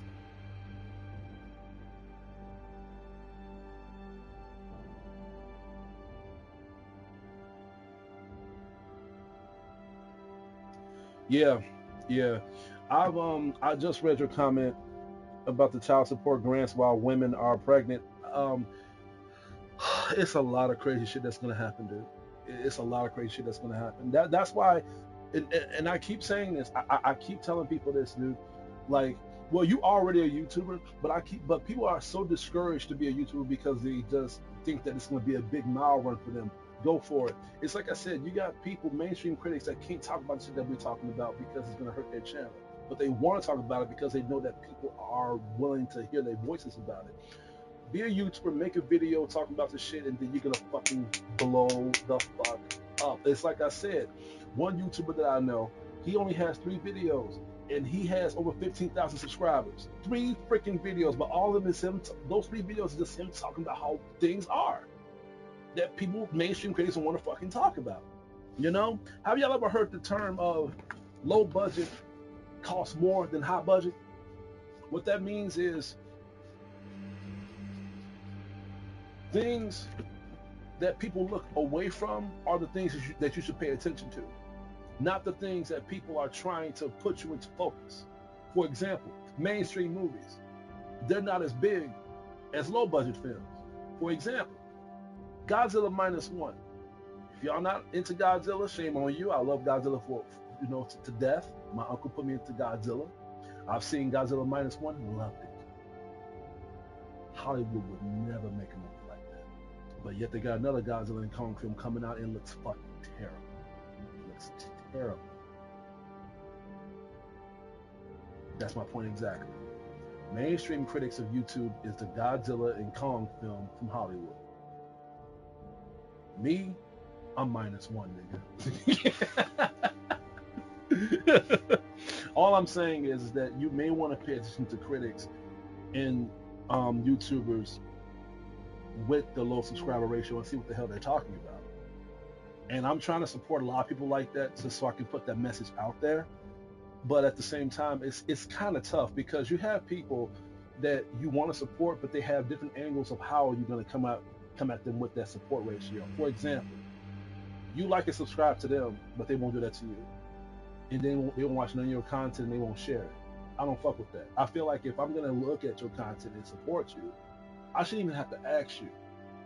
It's like, dude, know who I am, know what I'm doing, and like, okay, like common courtesy, but everybody wants a handout and they don't want to give it back. You know what I'm saying? And it's just, that's the reason why I tell people to never to like and subscribe to my channel, because I want my content to speak for itself. If you like what I'm pushing out there, then that should be enough for you to subscribe to my channel. I feel like when people say like and subscribe on their channel so much, it's like it's like a bot. You know what I'm saying? Make sure you press that like button. Make sure you press that subscribe button. Make sure that you ring that bell as well. And make sure that you do tell your friends. If you're not, you're going to hell. It's like, dude, I came in to watch a video. If I wanted to subscribe, I would have been done that. You know what I'm saying?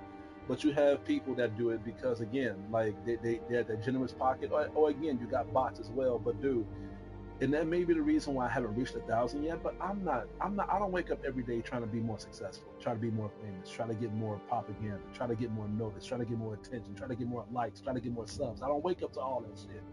I wake up to try to see how can I appeal to my audience in a more truthful perspective. It all started when I first blew up my channel. When I first started with my channel, when I only had 3 fucking subs, and I still feel the exact same way. I'm actually nervous if I make 1,000 because I know it's going to paint a whole different picture. But again, I'm not going to leave my creativity. I'm not going to leave how I am, you know. I was born and I was raised to know that money is the root of all evil. My mom could barely raise me and my brother. Whenever she had money, she made sure she gave it to us to make sure that we were well fed before she used it on herself. So money doesn't change me. I feel like if I had all the money in the world, I would take care of the people that, you know, that help me out. So YouTube, fuck your monetization. You know what I'm saying? I don't need it. I don't need it. I'm not asking for it. And I feel like the real people that subscribe to me are the ones who support what I'm saying. If I have to keep asking people to subscribe to my channel, I'm being desperate. I had to literally bash on one dude because he subscribed to my channel a while back. And it was because of an anime review that I did that no one talked about, and I was surprised. I forgot what video it was, but he gave me a great comment, and it was one of those lighthearted comments. He was saying that, bro, I have to subscribe to your channel. No one was talking about this review. What anime review was it? I got my anime list right here. I got it right here. Thank you. I appreciate it. Let me see. What review was it? I gotta.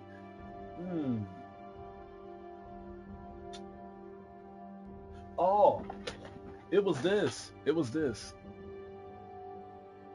was Blood Rain Curse of the Yoma. No one reviewed it, is what he told me.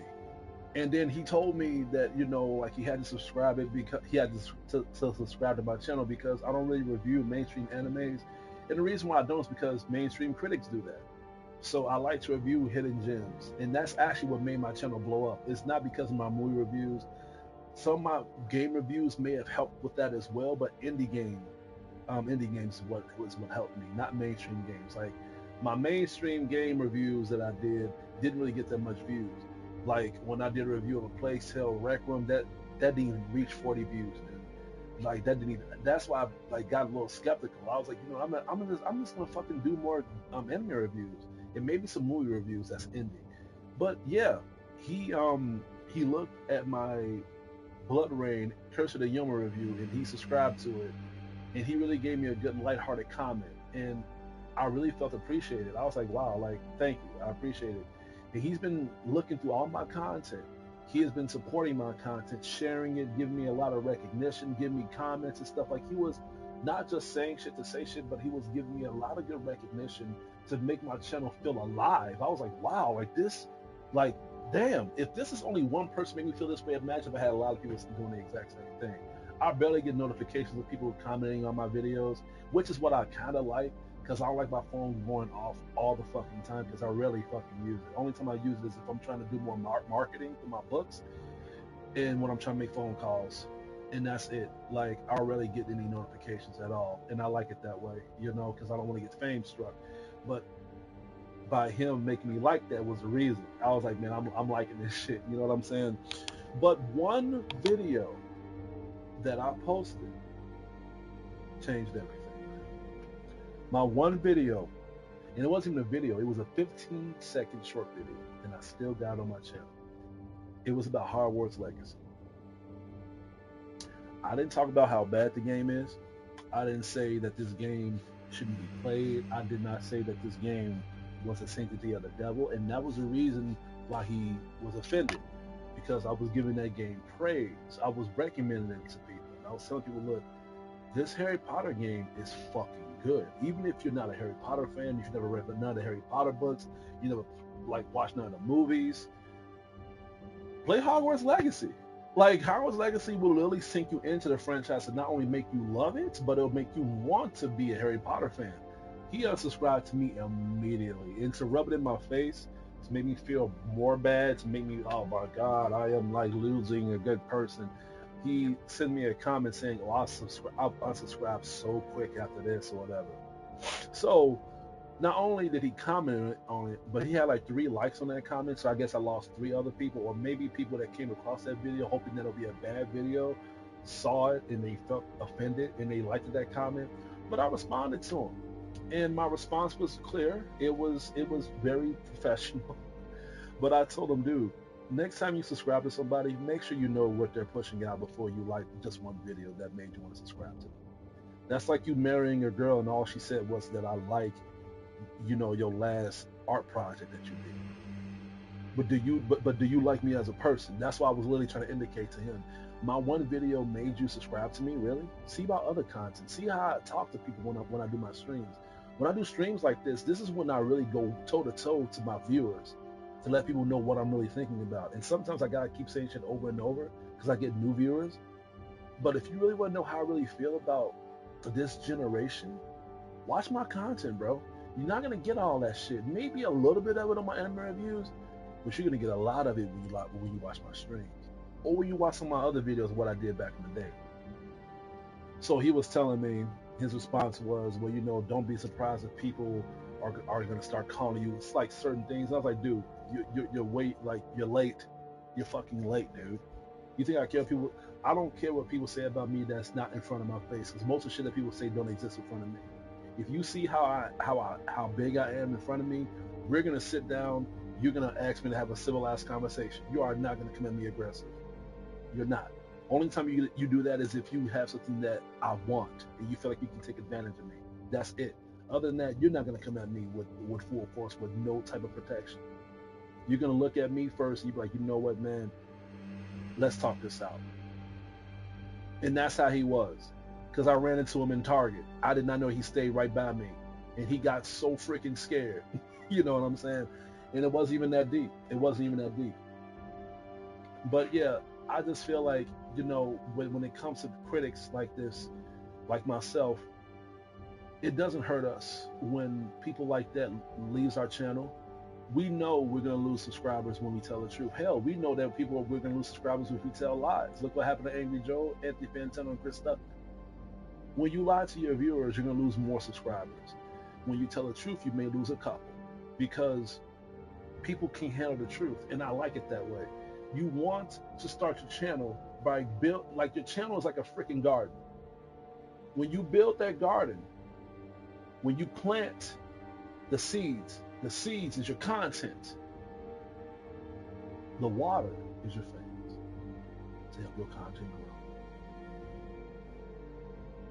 Your content, no matter what it is what's bringing those fans in.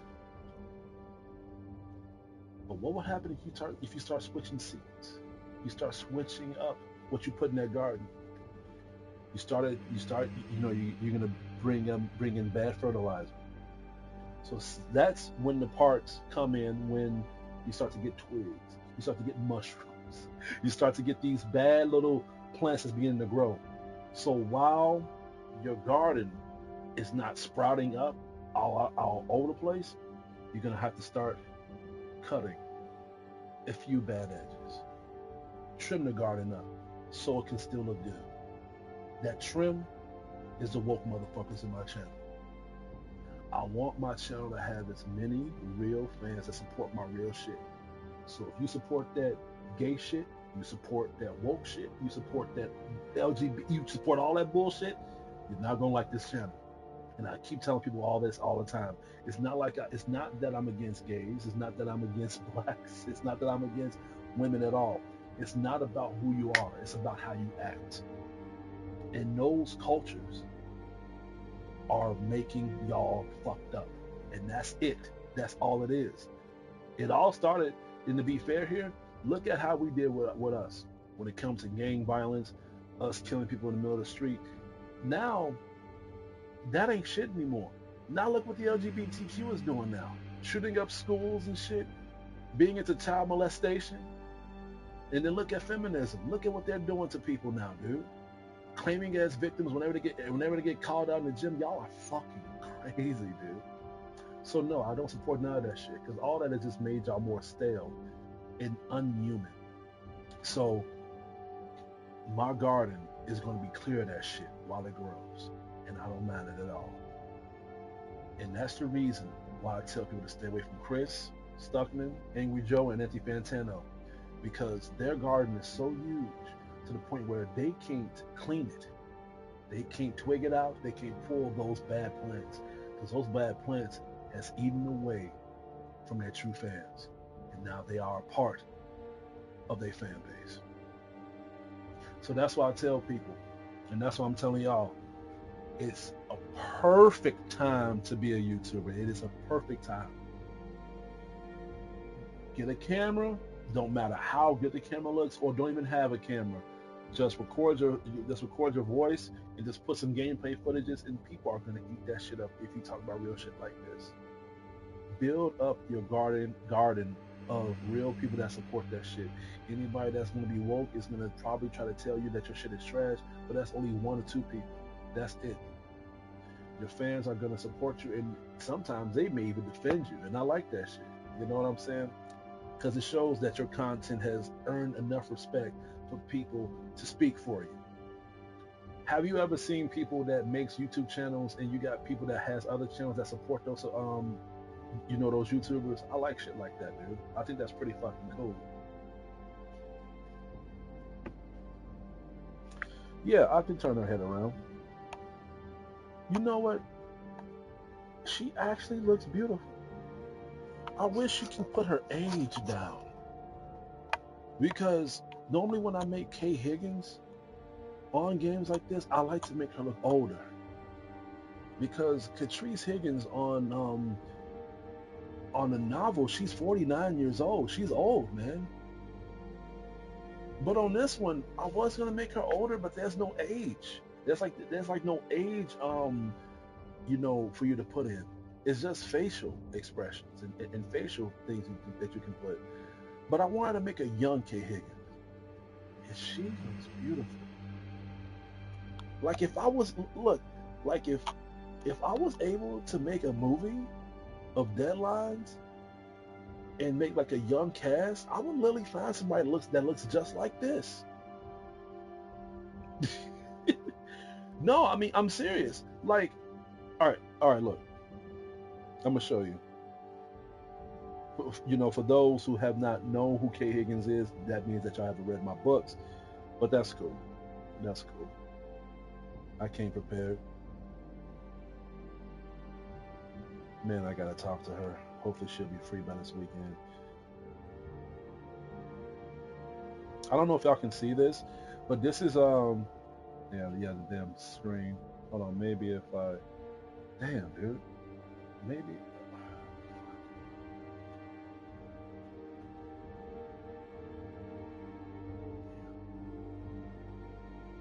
yeah, maybe if I darken this. Hold on, maybe if I darken this. Hold on, let me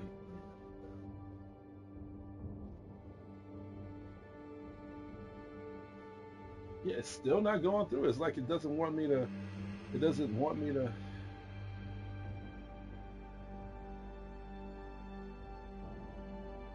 I know that's definitely not gonna show.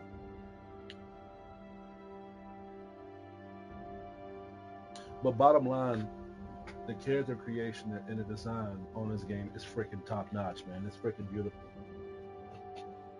Oh, what? Somebody commented? Oh, hold on. Let me read it real quick.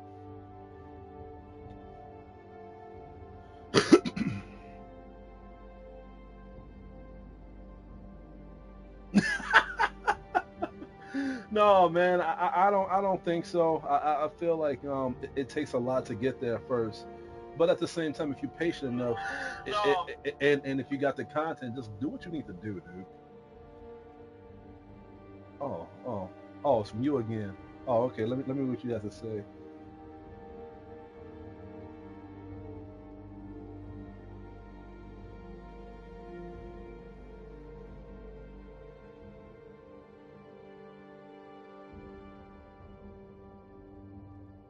Is there any way for me to like the comments? Well, I mean, I can do this. There we go. I think, yeah. Thank you for the motivation. I appreciate it. Thanks a lot, man. Likewise for you, man. You keep your content going. Like I said, I'll be keeping my eye on my subscribers, dude. Whenever I got look, I don't want people to think that when I'm not on YouTube for a while, I just be on a fucking box. No, what I do is when I'm not on YouTube for a while, doing my channels and just posting stuff, I look at other content, man, see what they all doing. You know what I'm saying? I'm only one person, so if I'm not posting nothing in my channel, I'm looking through other people's channels, see how they're doing, see how they holding up. No, I agree. I feel like it can lead to some discouragement because a lot of people don't want to do it and they want to do it because they're afraid that it may take them a long time. But dude, I feel like once you be in that doubting ratio, you're never gonna get anywhere. You're never gonna get anywhere. Why do you think a lot of people are afraid to have children? Because they're looking at the futuristics of what they have to do. Why do you think a lot of people don't want to have a job? Because they have to look at the futuristics of how they're gonna have to maintain that job and what they have to do to obtain the money and the paychecks. The part about being an adult, you have to embrace reality. Things are not going to be handed out to you. And if you're going to get the handout, it's because you sold out.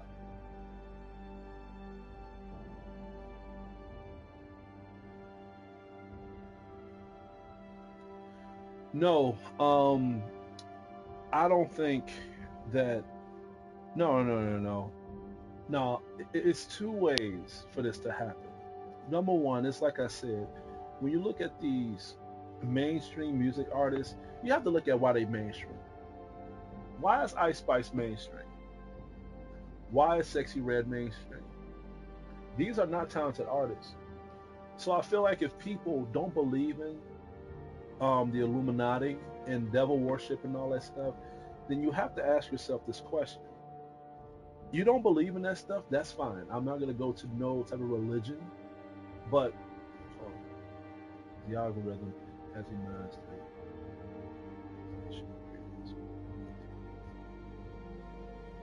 I agree. I agree with you.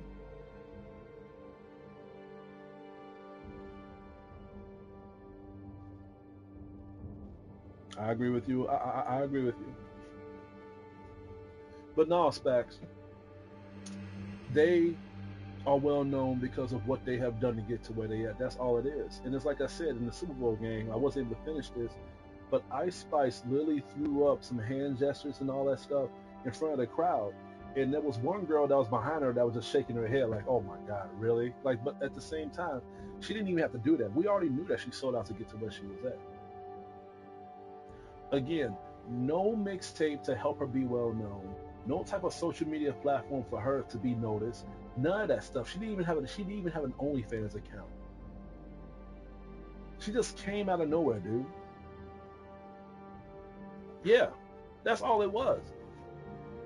She wanted the fame so much to the point where she was lucky enough to get a contract deal, so she just became a rapper and that was it. Same thing with Sexy Red. But unlike Ice Spice, Sexy Red got more connections than her. That's why she's being more well known. Ice Spice is just known because of her sex appeal. Sexy Red has sex appeal too, but let's just face it, Ice Spice is way more beautiful than her. Problem is, Sexy Red is a somewhat better artist, but they're both trash. It's like comparing a skunk to a ferret. You know what I'm saying? I love music, dude. I have something, dude. I have a fucking vinyl record player. Don't insult me. I have a fucking vinyl record player. Do I? All right, hold on. Let me show you. I'm gonna show you a few of my best vinyl record players. I mean, my best vinyl record. You really gonna make me do this? It's it's 3 o'clock in the morning. It's 3:10 in the fucking morning, and you want me to? Oh my god! Hold on.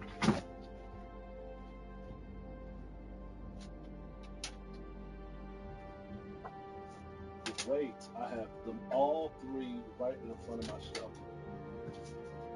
So you know what? I have all four. So I'm gonna go ahead and show all you guys all of them.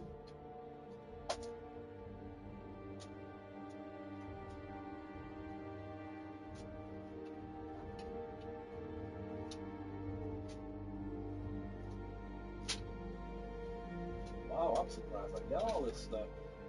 It's been a while since I looked through them. Now look, I'm not able to show you all my vinyl records. I did not know I was gonna do all this. But I'm just gonna show y'all my favorites. My favorites for my favorite artists. I have to start with King Cruel. This is his latest album, Space Heavy. I would recommend all of you to listen to King Cruel's work, especially the Ooze. The Ooze is the best album.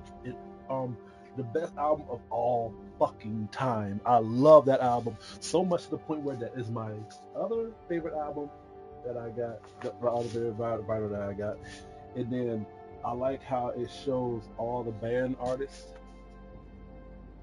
This is so fucking dope. I'm not gonna play it. You want me to get copyrighted? Like no. But yeah, the Ooze is the best album of all time. Period, hands down. Fight me, fight me. And then I gotta support my cousin JPEG Mafia, Scaring the Hoes. The vinyl record of this is so freaking beautiful. It gives you that Shaft 1980s, 1970s vibes and stuff or whatever. But you need to listen to the record too. Like the record is pretty freaking badass. And this is the album vinyl that everybody's been talking about, and this is Michael by Killer Mike. I'll play this vinyl all the fucking time, dude. So much so that I had to buy the limited edition, and I got the regular one. But dude, he has won 3 Grammys, dude. 3 freaking Grammys. This is literally his Good Kid, Mad City record, and I loved it so much. Not only did I like it, but it's been a long time since I heard a record that was about mixtures of genres that I can relate to. Like he talked about so much shit that I could relate to, like his dead mother, his dead grandmother. And have y'all ever heard a song that touched y'all so emotionally to the point where you couldn't sing it? That's how that was. And it's not just that song too, but he also expressed so much things when it came to how he lived his life, how hard it was to raise his son because he wasn't ready to, for his girl to be pregnant and stuff because he was going through puppy dog, high school love and stuff like that. This album is beautiful. This album is so freaking beautiful. I would highly recommend y'all listening to all these. These are great. These are great. So, Killer Mike, Michael, check that out. If you like hip hop, rap, R&B, even gospel, because it has some gospel tracks on here that matches it. Scaring the Hoes. If you like hoes to be scared, there's no reason for you to not buy this. You need to check this out. This is also pretty freaking cool as well. I can't recommend y'all guys play some vinyl record player, but if y'all like sound, buy one. And King Cruel. You know he's badass if I bring 2 of his vinyl records out. Y'all need to check that out as well. But yeah,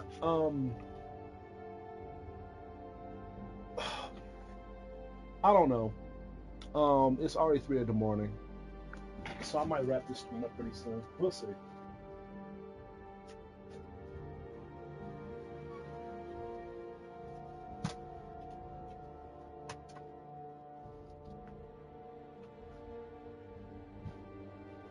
And man, I'm getting thirsty.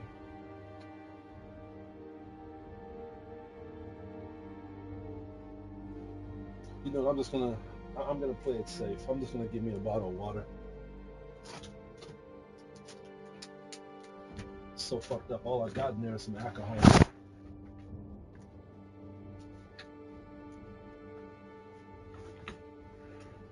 What the hell?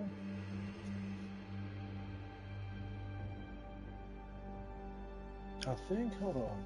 Did I put that down? Smart man, I did.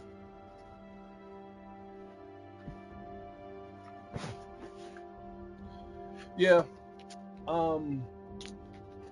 Stacks. I need to ask you this question. Are you a boy or a girl? You've been watching my streams ever since I started my first stream.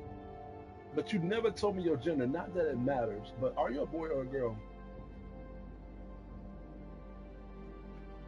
No, you know what? Don't answer that question. I want to think that you're an alien. Mm.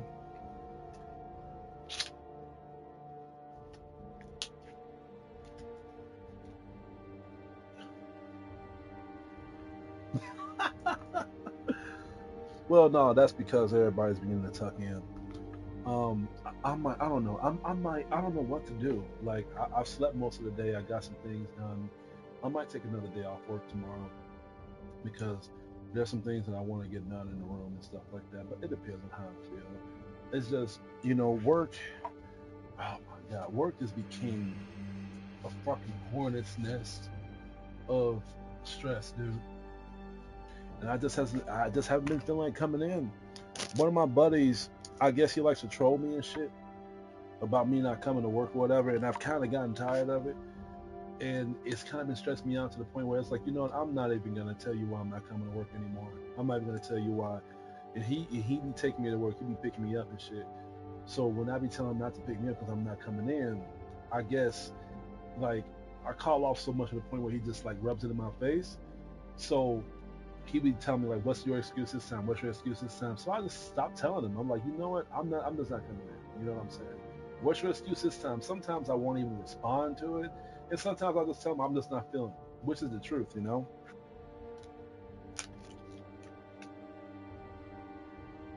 Hmm.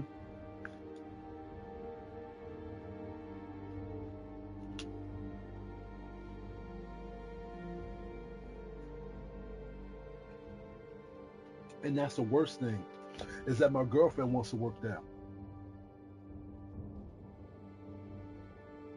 Now I told Sabrina she's not going to do that. I told her I would help you find a job, but you're not working where I'm working at. I'm not doing that to you. I am not letting you go through that shit.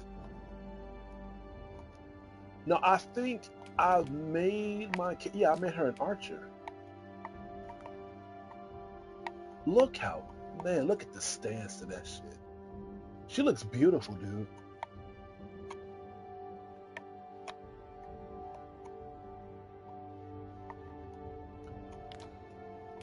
And then I like her voice too. More mature like. See, listen. The people here are evacuated and safe for the moment. That does sound like Catrice Higgins. Now remember, they give you the little Ronin Times voice vibe that you get from.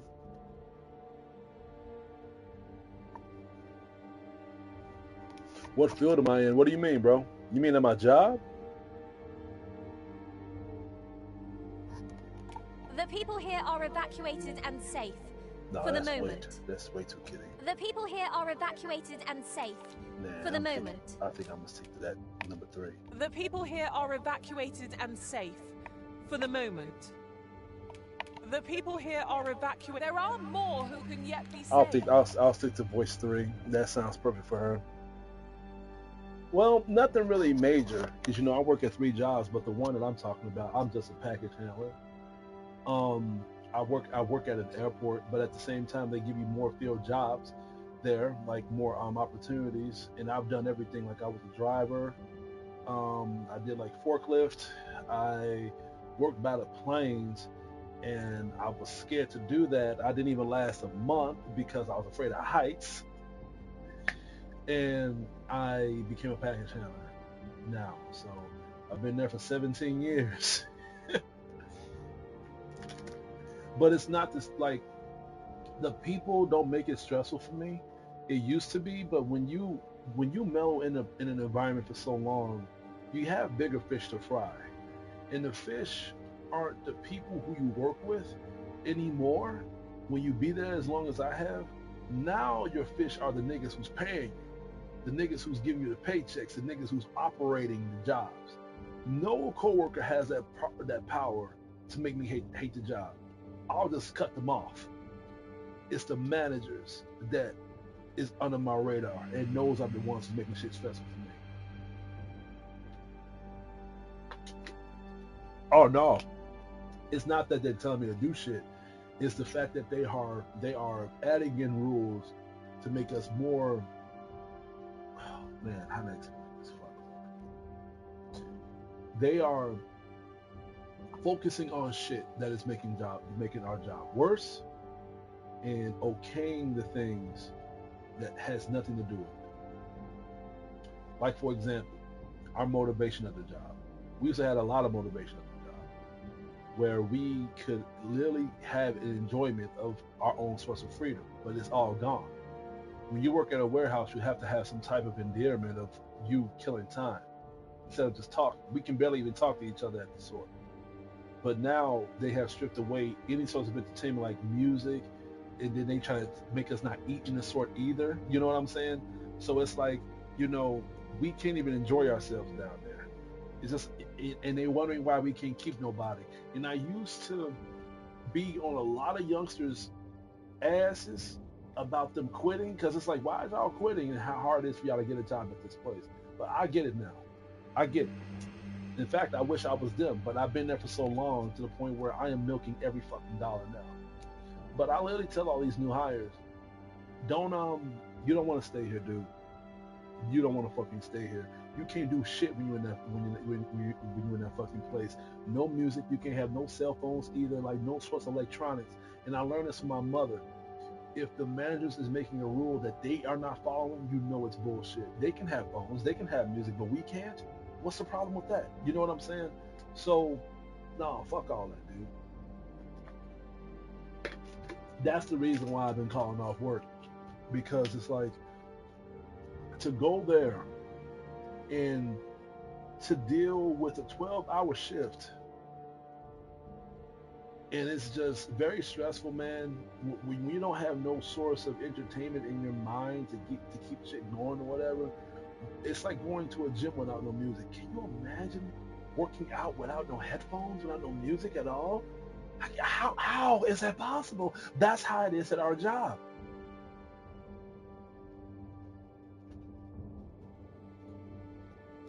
So I just tell people, man, I'd rather just be at home and just do things for my channel.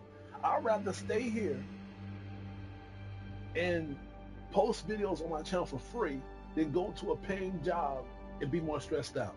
It's like a double-edged sword.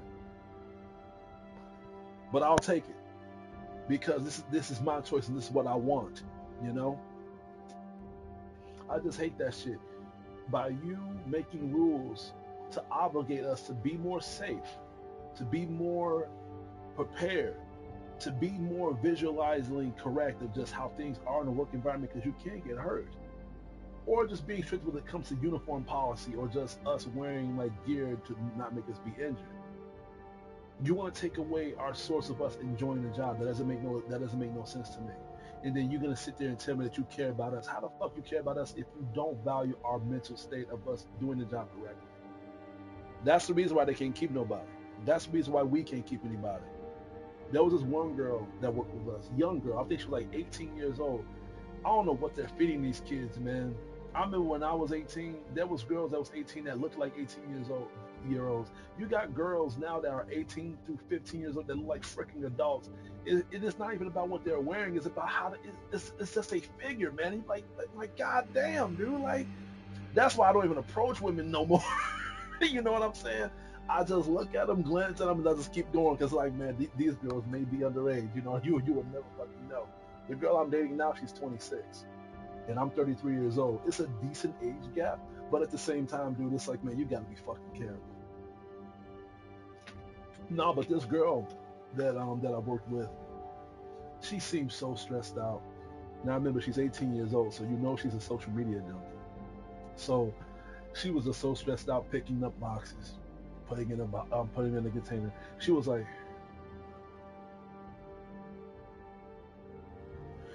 and then something told me to, approach her to see what was going on with her. I thought she was like having like a mental breakdown.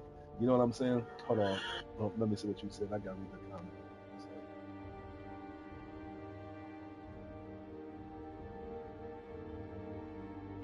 You're not wrong. Everything that you're hearing about corporate environment, they're literally telling you the truth. And this girl I'm talking about may say the same thing, because when I went to approach her, I've asked her. I was like, "Hey, what's going on? Is everything all right?" She was like, "I'm not feeling this job. I am not fucking feeling it." And I asked her, I was like, "What's I told her I understand. Is it the people? Is it people getting on your bad side?" She was like, "No, it's just." And she literally said what I said. She was like, "No, the people are not a problem. I'm not here for the people. I'm just here to get paid." But this place is she says it's a real killer, because there's really nothing to look forward to by you having some type of leeway of you going by the day faster. Like, you can't have your cell phone. And she said that's what really killed it for her. She was like, I can't have a phone down here. Like, I really can't have a fucking phone down here. I might even put in my 2 weeks. She literally said this, and I have not seen her since. And I don't even know if it's what I told her, but I literally told her, listen, I've been here working for a long while. And once upon a time, we did have that stuff. But it's just like everything else. Things change. And just like everything else, it doesn't change for the better. And just like everything else, it never ends well. So I told her, look, go, leave. Leave while you can. I guarantee you, this is how you're gonna feel today. You thinking that maybe tomorrow may be better, but I guarantee you, after a couple months, you're still gonna feel the same way. After next week, you're gonna still have that same fucking face. Nothing is gonna change. So find a better job while you're still young, while you still have the mindset. Because I told her, this job made me get gray hair. This job made me lose part of my fucking hairline, dude. I told her, go, leave while you still can. You don't want, like what Goku said on Cooler's Revenge, when he told one of Cooler's henchmen, you don't want any of this. And what did Cooler say when he showed up? Oh, I do. I like Cooler better than Frieza, man. Cooler, for some reason I like Cooler better than Frieza, man. But she's gone. She's gone. She's out of there. She left. And it's not just her, but a lot of people are leaving because like how the job is. And I don't blame her. I don't blame them at all. Again, back then, he's laughing. No, but back then, we had a lot of value at the job. We had a lot of resources at the job. We used to throw parties. We used to have certain get-togethers when it comes to celebrating certain people that would really work their fucking ass off, and we would give them $100 paychecks. Yes, we used to do that shit. And then again, we used to have so much freedom to the point where that not only that we ate in the sort, but we had refrigerators and microwaves downstairs in the sort too. Dude, it felt good to work there, man. There were days where I couldn't wait to go to work. And then I used to my cousin used to work with me. I met my girlfriend at the job too, but she got fired for stealing cell phones. And I just made a book about that too, called Ship Memories. Check that out. But dude, I had so much good memories at the job, but it's not like that anymore. It's not like that anymore. Our resources is not even around anymore. They have taken away most of our income. Most of our benefits are now being tax ran by payers that are making us pay more if we want to get that insurance. Dude, there's no reason to work at our job. There's really no reason to. And that's why I told her all the shit that you heard is from 2005 to 2009. It's not happening anymore. Leave. Go. But yeah, if I was her, I would have been left. I would have been left, dude.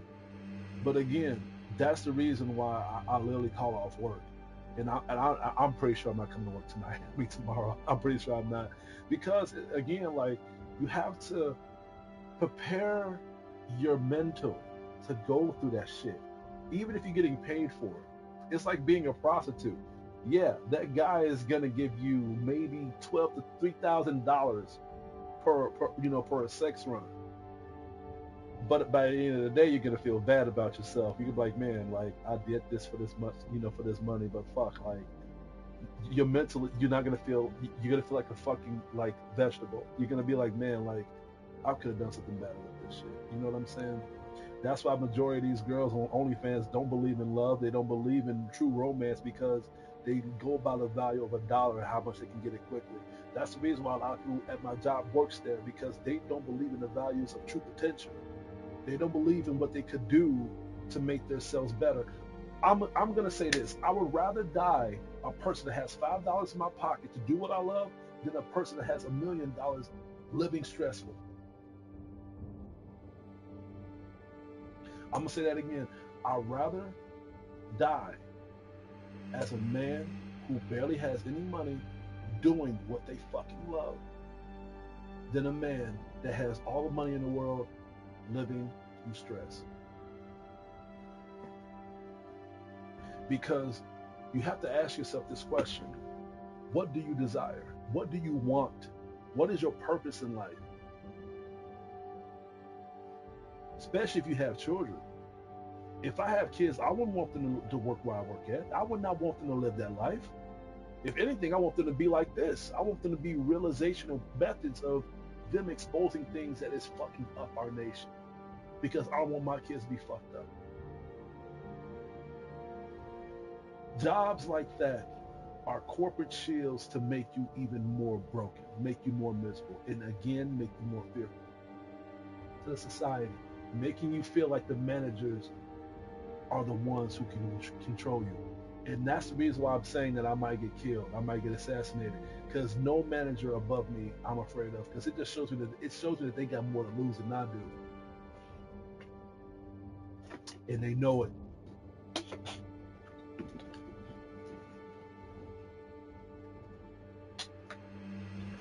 And it's crazy because even though I've been there for 17 years, there are people that have been there for 30, 40 years. They've been there longer than me, but not one person at that job talks like I do.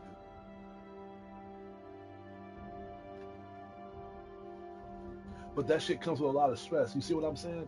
It comes with a lot of, like, it fucks with your mind. That's the reason why I gotta take a day or maybe 2 days off, because it's like, dude, the way how I feel, I can't go to work. I just can't.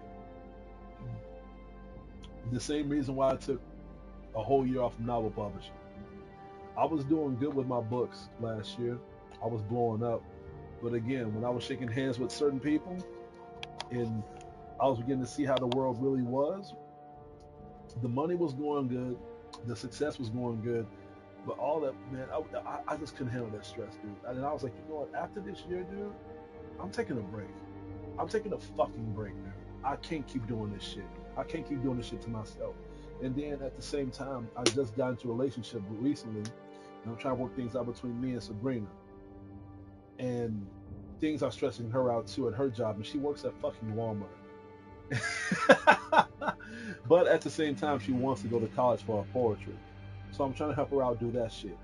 So it's so much that I can carry in my mental capacity, to the point where your mind is like a jar. And once it overflows, you have to let go of certain things. Otherwise, it's gonna fucking get to you. So that's why I was like, you know what? I made a good amount of money for my books. I'm gonna take a break. I'm gonna take a break and lay off of it. And people was encouraging me to keep going. They was like, man, no, man. X Trauma so well. Kate the Naughty Girl so well. A Day with a Superhero so well. You know, though your books are selling well. And I was like, you know what? It's not about my books selling well. It's what's coming with it. The pressure that's coming with it. The pressure that's coming with all these people coming up to me, and I just couldn't handle it. Why do you think so many people from Hollywood you haven't heard from for another like 4 or 5 years, and all of a sudden you hear from them again? They're making movies or they're making projects because they take a break from Hollywood. They are not always in Hollywood, and I'm talking about like older people, like, you know, like, what's that guy's name, man? Robert Downey Jr., you got Jason Bateman, man. You got all these other actors, dude. Like Denzel Washington, man. You see them in Hollywood, but they don't live in Hollywood. They barely make any movies anymore because they know that Hollywood would drain their persona. They don't, dude, you don't hear from them because, oh, well, I'm laying off Hollywood because, like there's some things I'm going to go on vacation. No, they're laying off Hollywood because they need a fucking break from it. They need a damn break from it. Have y'all heard all the horror stories that come from Hollywood? Why the fuck y'all think Heath Ledger overdosed? Why you think all these people end up dying in Hollywood? Because that shit is stressful, dude. You think they taking drugs because of the hell of it? No. Because they want to have fun and have partying? No, dude. That shit can really get to you. Same thing with the whole rap industry, man. You shake hands with these fucking devils, man, they're gonna make things a lot harder for you. The more money you make, the more shit you take too.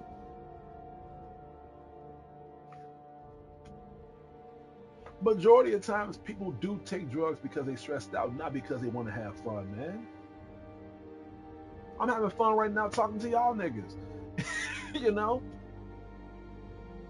I mean, you say that, but ask yourself this: those people that take drugs, have you ever seen them happy?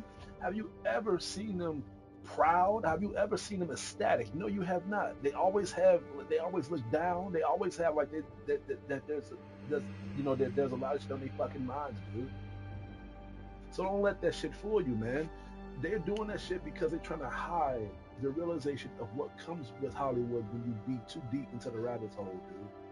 These motherfuckers, like, nah, man.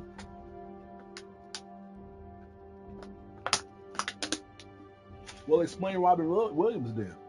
Robin Williams killed himself. I'm pretty sure Hollywood had a lot to do with that.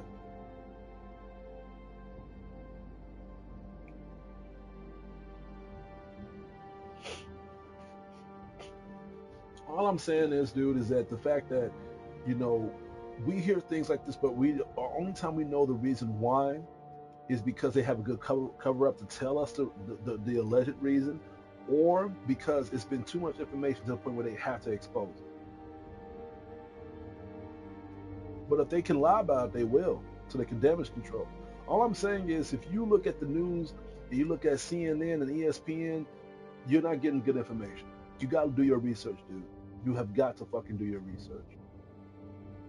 I'm gonna show y'all this girl that I used to follow, and this may be one of the things that could be a disconnect. But I'm gonna say this right now: I'm into masculine women. That's like my only pet peeve that people may not agree with. I have a weird infatuation with masculine women. Well, it's because, two reasons why. One, masculine women are very kind-hearted women. I've met a couple of them, and you'll be surprised of how nice they act and how much they crave guys. You know what I'm saying? These feminist women they don't do shit like that. They try to act as if they don't need a man, but for some reason, masculine women, they crave more men than actual women. You know what I'm saying? But this girl, I'm gonna show you her. The girl I'm talking about. She has 40,000 followers. Try not to get copyrighted. I don't know how to pronounce her name, but her name is Vladislava or something like that. This is her right here.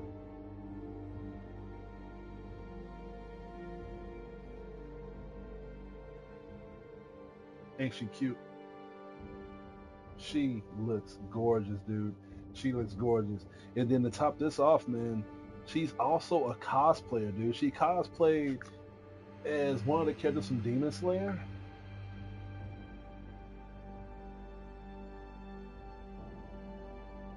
Look at the muscles, dude. Y'all want to hear the bad news, though? I followed her so much to the point where, you know how when you follow people, you begin to go deeper to the point where you know why they became what they became. And she became like a bodybuilder because of the fact that she did not like her swanny self. But at the same time, she wanted to try to get more appeal to how she's going to push up her fan base by giving them motivation. I went a little deeper than that. Apparently, this girl, bro, has sex videos of herself, dude. And the thing is, when I looked her name up on Google, just to prove this, dude, they got a lot of dirt on her, bro. And the thing is, I don't think she's doing it anymore, but I think she's still doing it. But the thing is, I don't think that she's doing videos. You'll be surprised. Like, a lot of masculine women, like, if you look, all right, look, if you go to the videos, because there's a lot of women in the gym that has a lot of attitudes towards guys. But the bodybuilders, like the ones I showed you, don't do that at all. In fact, they give guys a lot of good praise. Don't mess, listen, I'm going to put you on some game. Don't mess with the pretty women in the gyms. Don't mess with the ones with the big asses, with you know, with the spandex up their ass crack. Here's the thing, they want attention, but guys like us, we're not a part of that attention. They want the man of their dreams to come and talk to them, which is the Ushers, the fucking Chris Browns, those guys that they got on their fucking walls to say was 15 years old. They want those type of niggas. They're never gonna get that shit.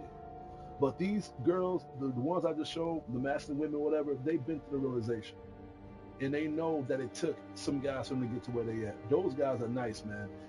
And the crazy thing is that it's not just the pretty women doing it. It's fat women too. It's the ugly women doing that shit.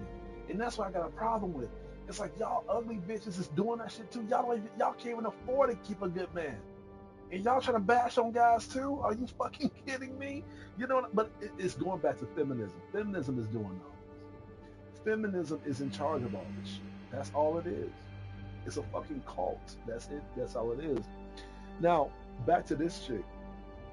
There's actually sex videos of her like pleasing herself in, you know, through webcams and shit, dude. There's a lot of videos like that. There's even videos of her taking showers naked and shit, and she's literally recording herself doing it or whatever. I'm like, what the fuck?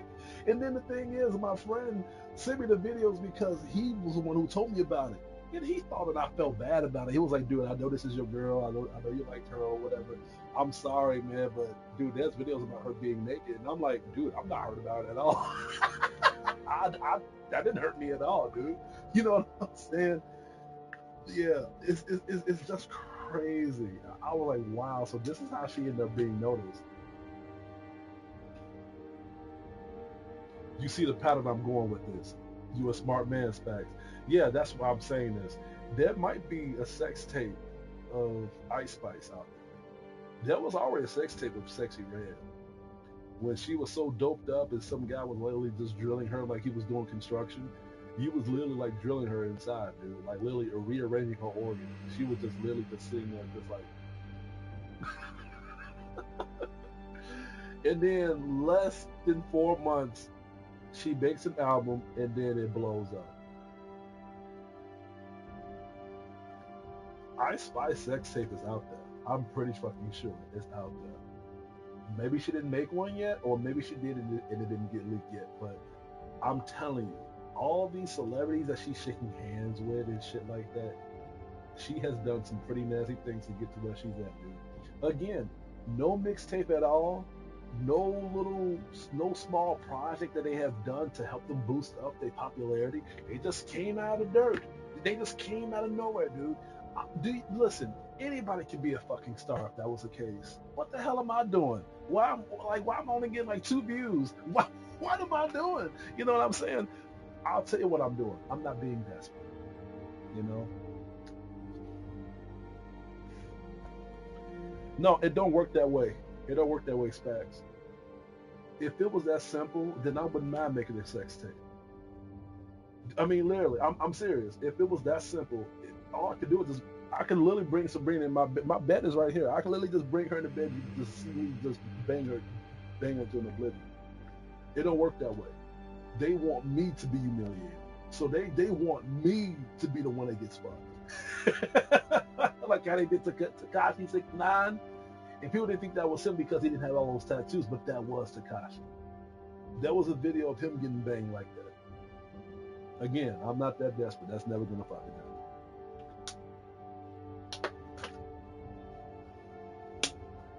Yeah, I'm pretty sure there's a video of Ice Spice. I'm pretty sure.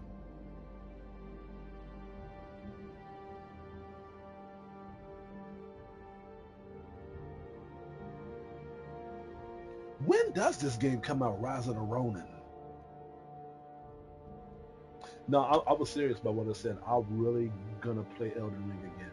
Am I gonna stream it? I don't know. I don't know. I got so mad that Elden Ring won Game of the Year 2 years ago. But it's because that game wasn't for everybody.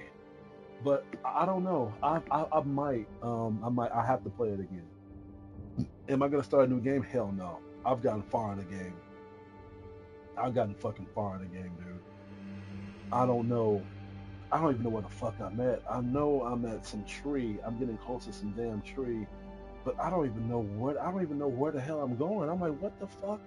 That game, you can easily get lost and shit. You can go across dungeons and shit or whatever. I haven't gotten lost on a game like Elden Ring in a long fucking time. But that was the reason why I stopped playing it, because I didn't know where to go. It's not because I was dying so many times. Like, no, like I stopped playing because I was like, okay, what the fuck do I do? What the fuck do I do? You know what I'm saying? Oh, I know where I was at. I know exactly where I was at.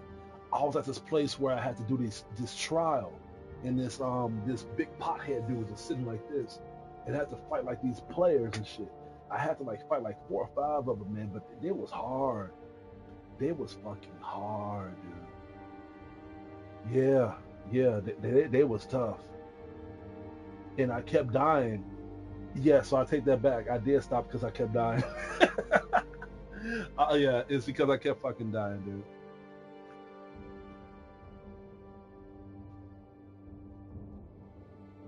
Well, now I feel better. You didn't beat Elden Ring, so I feel a lot better. You know, there's a lot of people. Listen, everybody that bought the game, not everybody beat the game.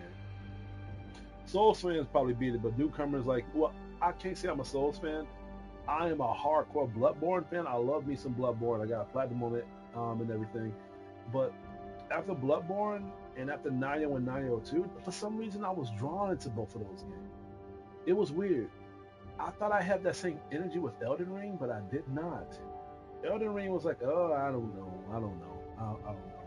The game was very dark and depressing too, man. But I gotta beat it. I gotta fucking beat it. They got the new DLC coming out. Man, this water tastes so fucking good.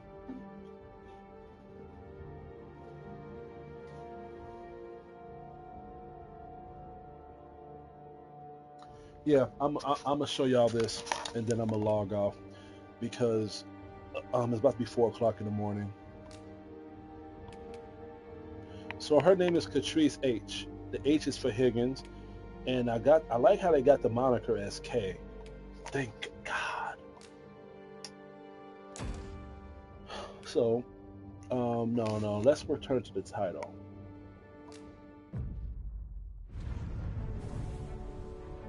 I'm very excited for Dragon's Dogma 2. So, y'all, this is gonna be my main character. I'm gonna be the cat girl. I'm gonna try her out. And this is her voice. Let's see if we hear her voice.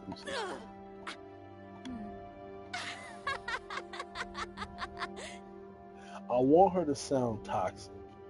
I want her to sound twisted, man. I want her to sound like one of those characters where they don't believe in love, but they believe in true romance through toxicity. I want her to be one of those people.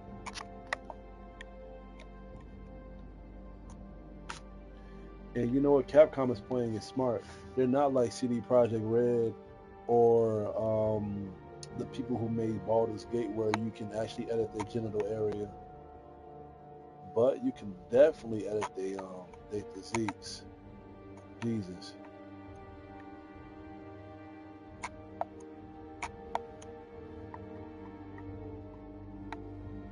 You know what? That's a good question. If there was a month, where like, well, you know what?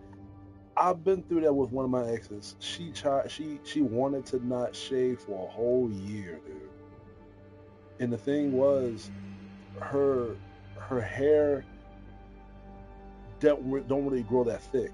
I guess she kept shaving and waxing to the point where it were ruining the root texture to her body, to the point where it wouldn't grow anymore. So me and her got into a little bit of a debate where she was telling me, you know what, I'm not gonna shave for you ever again. And I was like, wait, no, wait, what? You know. So I was a little heartbroken at one point. But then, you know, there was one day where it was like hot. It was like very hot, and I couldn't afford AC, so I had to let the window open. So it was getting late, and what anime me and her was watching? She was like in her 40s, man. We was watching Guyver. We was watching Guyver, dude. Man, Guyver was a shit, man. I remember watching that damn anime. Not the old one, the remake. The remake of Guyver was fucking good. I got it right here, dude. Guyver was the shit, dude. I love fucking Guyver, man. The way how they scream when they get the outfits, Guyver! I love that shit to death, man. And then all of a sudden they would show a cutscene where they just be like this, and they be like, and then the suits would just go inside them, dude. Tony Stark got that idea from those assholes. I was like, fuck, sue me, man. But we would watch that shit. We was watching that shit, and then it was so hot in the room where we was literally laying in the bed naked. We was literally like just butt naked and shit. And then I noticed that she still didn't have no hair grown. So I was like, Tina, did you shave? She was like, no, I did not. And I was like, girl, it's been like, what, 3 weeks? And you had to have shaved. So then she was like, it's just my hair ain't growing. You know, I've been shaving and waxing for so long, it's just not growing as much as I thought it would be. And I was like, well, you know, this is a win-win operation. You know what I'm saying? So, yeah, man, I think that's like one of my best things about like relationships. People think that relationships supposed to be like this heart and gold thing, but I like relationships when we begin to have like a collision course of understanding our differences, so we can further be attached to each other. You know, honestly, Tina, by her being 46, 47 years old, and I just turned 21, dude, she wasn't into anime at all. It is not because she thought anime was for kids. It's just because she came through a new era. She came through a whole era of her childhood, of her like learning and liking things or whatever. And to be honest, dude, about her being at that age, she had some little pet peeves that even I didn't understand. She liked to watch Little Lulu, bro. She was 46 years old and she still watched that, and I'm like, really? You know, she was like, you never watched this when you were younger? And I was like, no. I liked it. But I did not know that you still liked it. You know what I'm saying? But what I liked about her was that she didn't mind giving that shit a shot.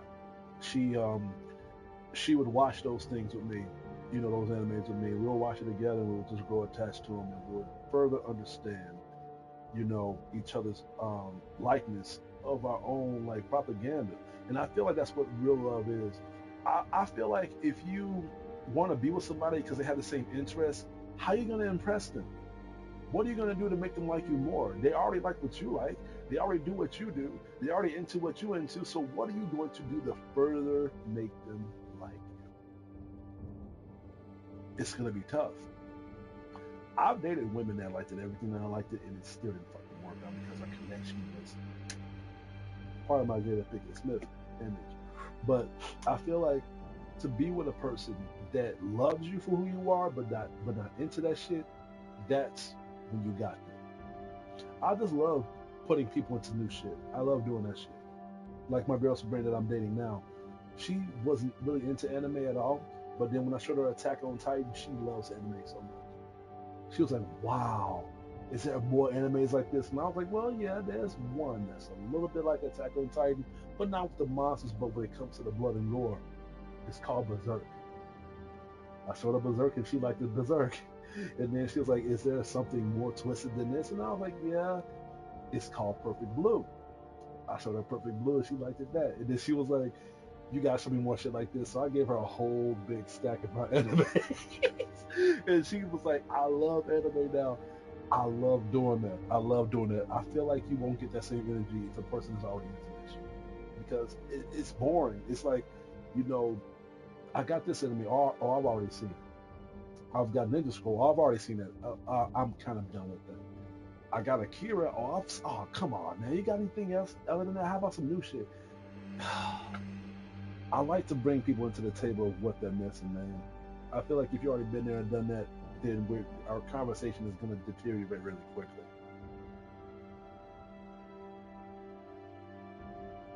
Yeah, give it a shot, dude. I feel like, you know, these girls that be on social media doing these little cosplays and stuff like that, I stay away from girls like that because they're doing it to get a paycheck. It's been proven so many times that those girls that be cosplaying as characters and anime characters and stuff, they're only doing that to appeal to audiences, but they're not really into that shit. They're really not into that stuff, whatever. In fact, they're worse. They're worse, you know, because I heard it. They're real assholes in real life. All I'm saying is, man, if you want to date somebody, just go out and just meet somebody. You know what I'm saying? It's not hard. It's really not hard, especially if you already know how to talk. If you're afraid of rejection, then you're afraid of, you know, then you're afraid of the real world. A girl rejects you, that's it. Go and keep it moving.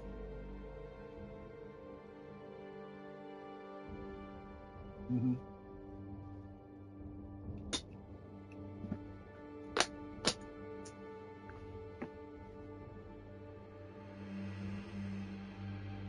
Yeah. Well, to be fair, there are things that Sabrina has put me into that I have not checked out before. Me and her rewatching this series called A Handmaid's Tale. That show is wicked. That show is fucking wicked, dude.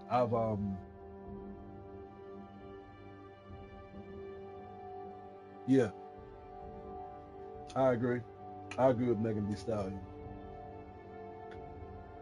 And honestly, I like her because of her music, not because of her cosplay. And I'm not saying, I don't want people to think that people cosplaying for audiences is a bad thing. But all I'm saying is if you're doing it for the audience just so they can give you money and you don't respect that, that's a problem. Like, again, my girlfriend, for example, she was not into anime until I showed her anime. Now she loves it. I'm pretty sure if I get her into cosplay, she wouldn't mind because she respects my opinion now. It's not like Megan Thee Stallion where she's gonna do it for the fans. She's gonna do it for the viewership to appeal to different audiences. It's the same thing with Taylor Swift. Don't know shit about football, but since she's dating that football player, now her fan base has blown over the roof, and that's why she won that award. She don't care about football. She don't care about the football fans. She's only using the fans to get her viewership. That's a perfect example of Megan Thee Stallion of her being into anime.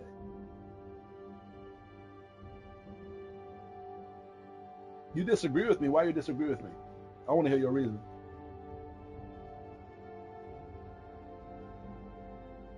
Are you serious?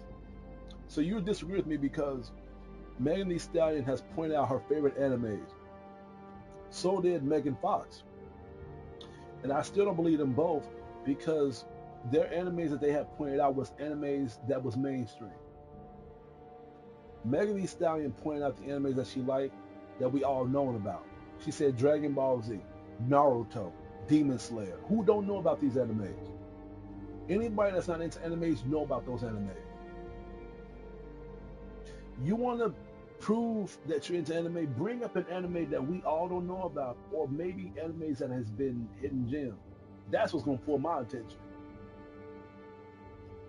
Like, for example, Guyver. I just talked about Guyver. My whole room can prove this to you. If these people are into anime and their rooms ain't looking like this, that's already a red flag. Yeah, exactly. I'm glad we're back on that page. You bring up One Piece, you bring up Naruto, you bring up Inuyasha, Cowboy Bebop, Dragon Ball Z, like all those other animes. Those are too mainstream.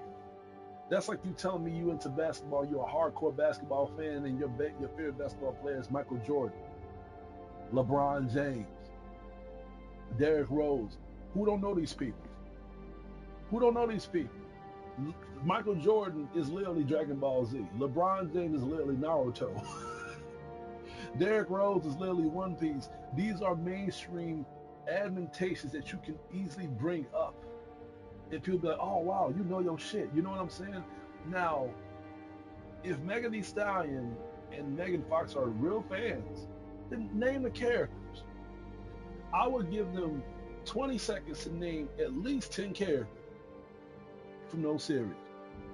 If they can name all those characters, then you won me over. Then they'd be like, okay, you know your shit. You know your shit. Because normally when people bring up things that they like about, they will tell you why they like about these things. Like I just did with Guyver. I told you I love Guyver, and I gave you the reason why I like Guyver. I didn't just say it was the best thing I've ever seen, and that was it. I just literally gave y'all an indication of why I like Guyver so much. But Megan Thee Stallion and Megan Fox literally just said that I like Inuyasha, I like Naruto, Demon Slayer, and that was basically it. They didn't really give you an indication of why they like it. You know what I'm saying? Anime has become so big now to the point where you would be a fool to not advertise it. You would be a fool to not advertise it so you can appeal to a bigger audience. People are using franchises to build up their fan base, and it's smart. It's very fucking smart. It's like doing an advertisement that you see on those commercials that people are boosting up so they can get more recognition. That's the reason why you see people like Kevin Hart being on those State Farm commercials so State Farm can grow. It's the same reason why you see Dwayne "The Rock" Johnson being on those food commercials, even though this nigga don't even eat those type of foods because he's a bodybuilder, but he's on those commercials so they can build up. They're on there to get a paycheck so they can be well known. It's the same thing with Megan Thee Stallion. She is on the anime propaganda so she can get paid so those animes can be well known. Same thing with Taylor Swift. She's on the football propaganda, even though the football fans think that she's a piece of shit, but she's on there because she can be well known. Even though they're promoting her or talking shit about her, they are still promoting her. It's a smart move, but I do not want people to think that they're into that shit. They are not. They are using it to get the paychecks and get the viewership so they can get more famous. It's smart. It's genius. It's pretty freaking genius. Have y'all ever seen YouTubers that's blowing the fuck up, and then after 5 or 6 minutes they advertise something? Like they talk about a product that you should buy, like earbuds that you should listen to, or they tell you about a virus protection program that you should get in your fucking laptop. They're doing that to advertise to those companies so they can be well known. Even I did this. I did this with G Fuel. I did like 5 G Fuel reviews. It didn't do well, so I stopped doing it. But my main reason why I did this is because G Fuel does help a lot. It does boost me up. All I'm saying is you need to look at the patterns to the wall, Spags. At first you didn't agree with me, but now since I put that point out, you're like, oh wow, now I do get it. You know? So it's just, all I'm saying is that it takes more for me to be, it takes more to convince me by you saying that you're into something. Put why you're into it and give me indications of why you're into it, so I can be like, you know what, okay, I can relate to you. I can see what you're into. You know what I'm saying?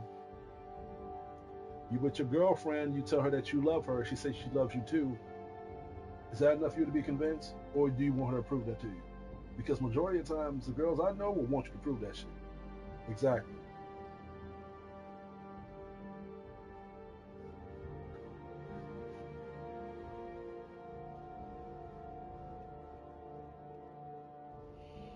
That's a good question. That is a damn good question. Well, I did say once my channel, I don't think I'm ever going to get that successful. I don't think I'll ever make it that big. I don't think that I'll ever make it to the point where I would get like over like 12,000 subscribers. I don't think I'll ever see that shit.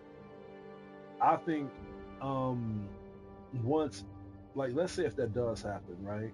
And I do get endorsements, will I take it? Well, it depends on what those endorsements are.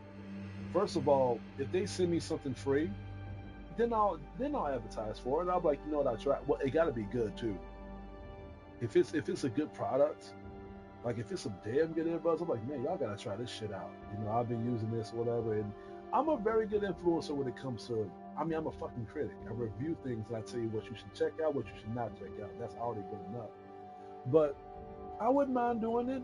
You know what I'm saying? I would not mind doing it. But at the same time, like, I'm not gonna change the content that I put out there. But it's like a double-edged sword, because I'm saying I don't mind now, but now I have to look at the other YouTubers that are doing it that really pisses me off. Like you have, I talked about Candace Owens, Brett Cooper, Ben Shapiro, Matt Walsh, all these other people that I've kind of support. But I brung those up because those people do the advertising. They do advertise other things. And when we see advertising on YouTube, what we do, we skip them. But when we see them advertise shit, we can't skip them. We just fast forward it. But it's a good chance we might fast forward something important. So I get mad. It's like, dude, I've already skipped an advertising. Now y'all motherfuckers are advertising shit too. Like, come on, man. Like, how many, like, all this marketing, dude, all this pushback. And it's like, I came here to watch a fucking video.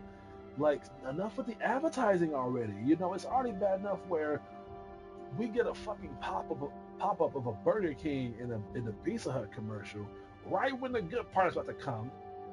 And then we skip that, and then right when we skip it, then you about to advertise something, and we can't skip what you got to say because we got to wait till it's over so we can get back to the topic.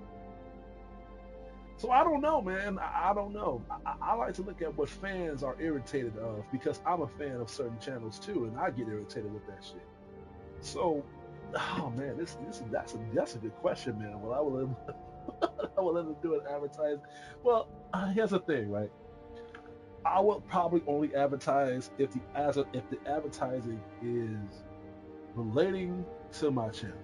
Like for example, if I'm reviewing a game or a movie or like an anime or whatever, then if they send me something to advertise that's based on those things, like for example, if they give me like a headphones that can work for video games, I'll do that on my video game review, telling people how good these headphones is to play this type of game, and then that's it, you know.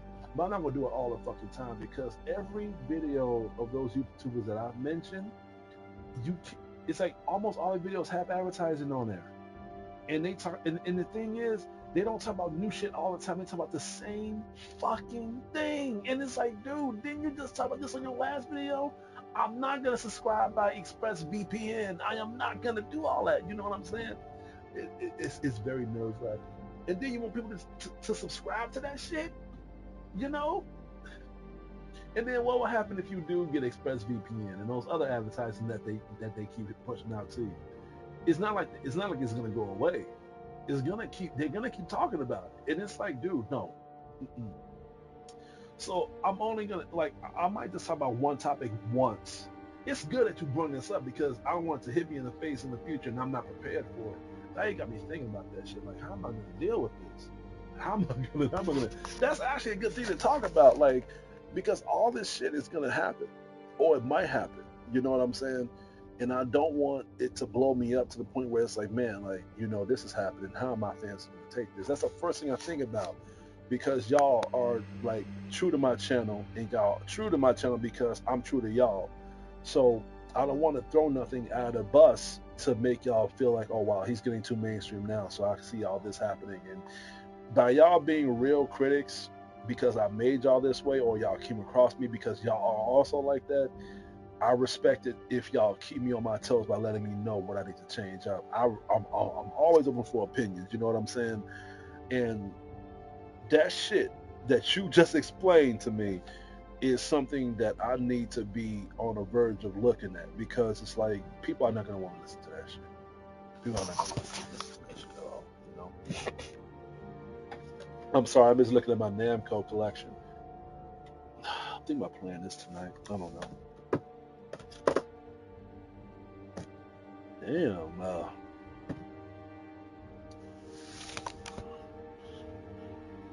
Yeah, those are the worst, dude. Those are the worst. It's like I said, dude, and anybody that says that shit is a fucking liar. We've all skipped advertisements. That's the reason why YouTube got that premium membership where you can not have to look at advertisements.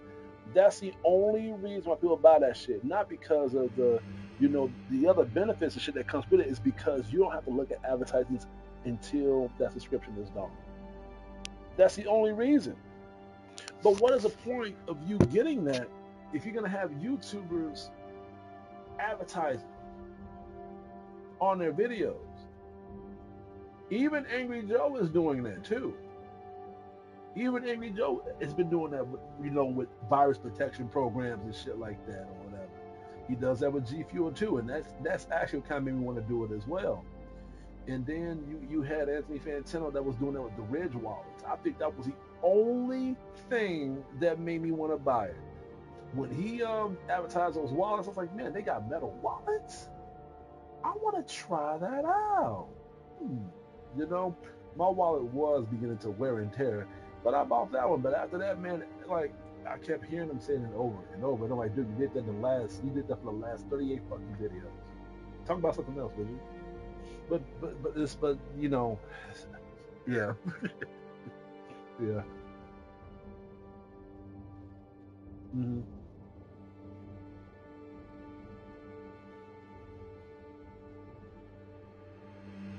Oh, you know what? Hey, you know what? I'm talking about for me. Hey, if you want to do that with your channel, that's fine. But all I'm saying is that you know everybody has a trigger switch, so it's just you know people look, man. If people wanted to look at that, then they would type that down. But all I'm saying is, if people are looking at your channel because of a review, they want you to talk about that fucking review. They don't want you to advertise other shit. You know what I'm saying? So either they're going to be interested to see what else you want to talk about, but that's a very big if, because people are so triggered now to the point where the smallest thing can make them dislike your video. But at the same time, my fans, they know that if I'm going to do it, it's for the betterment of my own, for my own vision of how they're going to treat me, you know.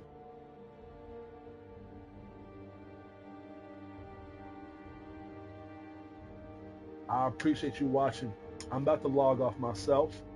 I'm just wrapping this whole thing up. I should have been left, but me and Spax is always staying online for me. I appreciate you dropping by. Thanks again for showing me support and love, man.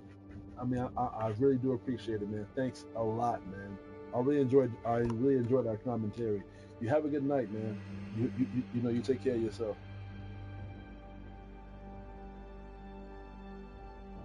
No, I was reading the other comment.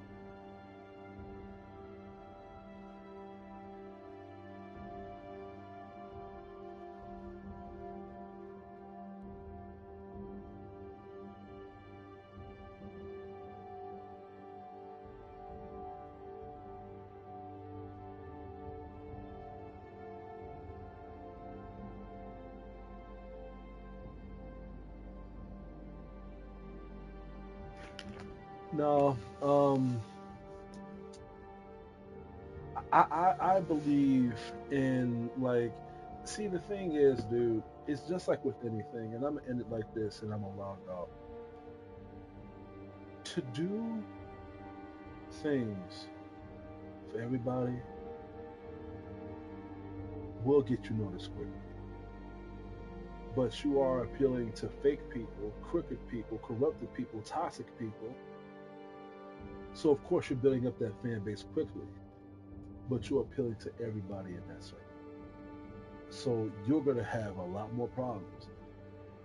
But to be yourself and to not throw your whole soul away over the pinch of a dollar, it will take time for those numbers to come up, but that's because you're getting real fans to come to you.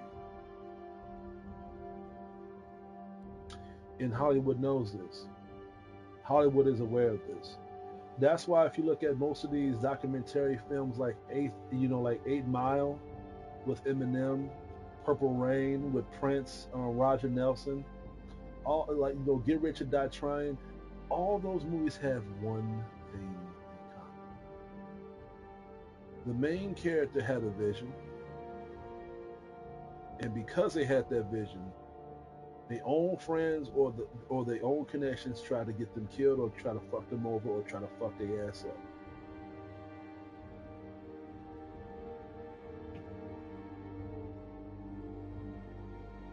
Yeah.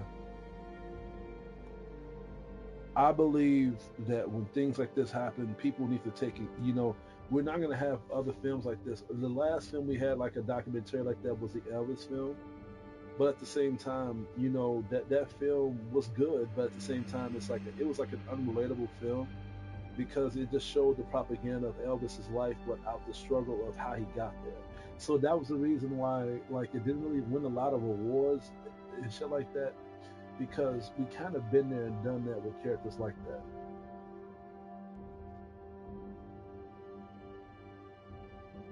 Eight Mile was a damn good movie. 8 Mile was a damn good movie. Get Rich or Die Trying was a damn good movie. Purple Rain was a good movie. They all was good. You know, I'm probably missing a couple of them, but my point is that when you be yourself, that's when you go through the hell first. You don't go through the hell when you be fake until after you blow up. Because now you're gonna have a lot of motherfuckers try to stab you in the back. That's why the stress comes in very quickly than the people that end up being successful for their own cause. Because we get that already. So right when we blow up, we already push away the motherfuckers because we know who's fake. We know who's not gonna be with us. We know who's not gonna support us. Because we've been doing this since before we blew up to begin with. I'm doing that now. I'm already pushing away niggas that's acting that way. So it won't be no shocker to me that once that does happen, if that does happen, that people are going to start coming to me more with that shit. I'll just push them away more. You know what I'm saying? It happened when I was doing my novel publishing. And again, it took a while for me to get there. But while I was getting there, I did not get no support, no handouts, no lay-ins, none of that shit. So then when that ended up happening, when my book ended up selling well, then here come these fake motherfuckers coming back and shit. And I was like, no, get out of here. I needed y'all back then. I don't need y'all now. Yeah.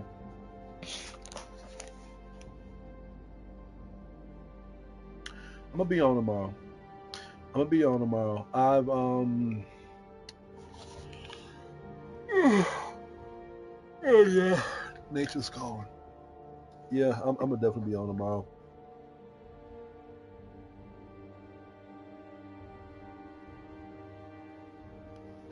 I keep forgetting you stay around that Specs.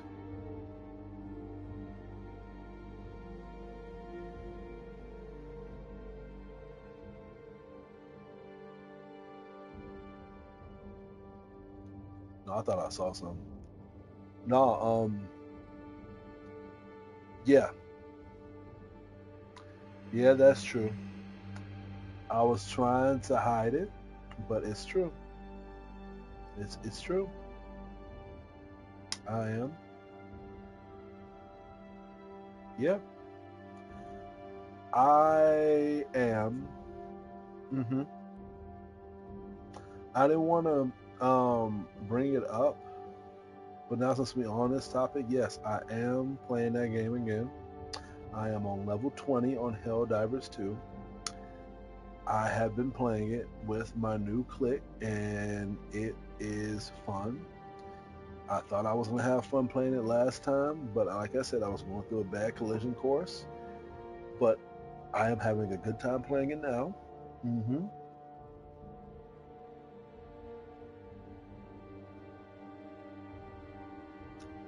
I might stream it.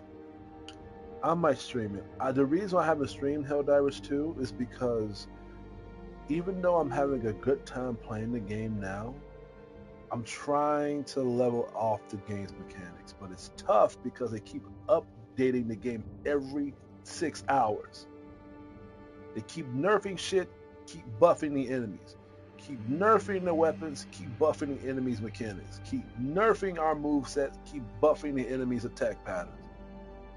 And then one of my crewmates, she told me while I was playing it, she was saying that there's a rumor going around saying that when you play the game for a certain amount of time, the developers will spawn as the bugs to try to kill you. I just throw grenades, man. I just throw grenades, man. I'm a grenade junkie on that game. There's this grenade that I got that is so freaking OP.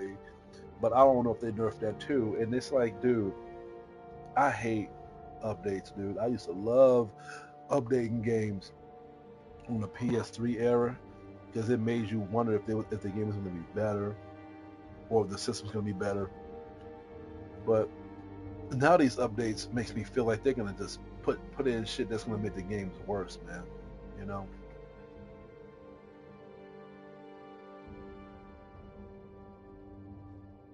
Helldivers 2 is only for fun when you play with friends, dude. It's good when you play it by yourself, but it is fun when you play with friends. But you need to choose the right friends to play it with. Take that from me. My last stream was me talking about that game and just bashing my experience to an oblivion. And then again, I wasn't saying the game was bad. It was just my experience was bad. I did not have the right team to play that game with. All I'm saying is that you can't use the same team that you use to play a cooperative game to solve patterns and puzzles, and y'all glad that y'all got that situated like Baldur's Gate, to play a game like Helldivers where it has a lot of hell destruction. Y'all gotta trust each other's mistakes, because y'all have to trust each other when it comes to shit getting bad. And when it comes to games like that, that's the reason why a lot of players, and it doesn't have PvP. It doesn't have online multiplayer where you guys are killing each other. So why are we hearing a lot of articles about players shooting other players? A lot of players kicking other players. A lot of players taking players off of the game and then making sure that they're not playing the game with them ever again. Because that game isn't for everybody that has the same type of team. You need to have a team that is willing to understand the probability of you going through struggles and going through mistakes. You're going to have a lot of accidental deaths in that game. All that death, all that destruction, all that mayhem, all that blood and gore, you are going to kill players. You are going to. And yeah, that's what I was going through. The crew I had did not understand. They did not understand it. They understood it when they was killing me, but they did not understand it when I was killing them. And the fucked up thing was I was not doing it. I mean, granted I was, but not at the point where it was being frustrated. It was like a game of Cry Wolf, but unlike Cry Wolf, I wasn't lying.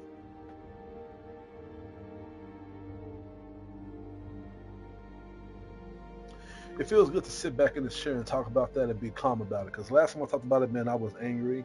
I was foaming at the mouth. I smoked like, 6 cigarettes that day?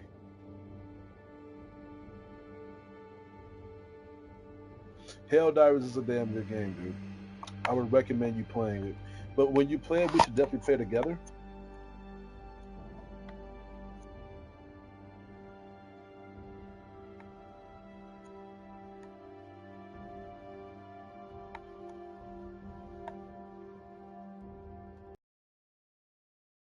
Played the first one.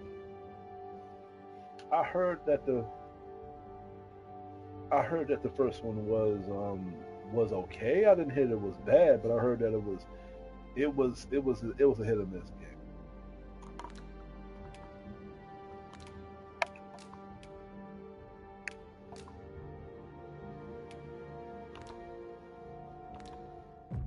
Mm-hmm.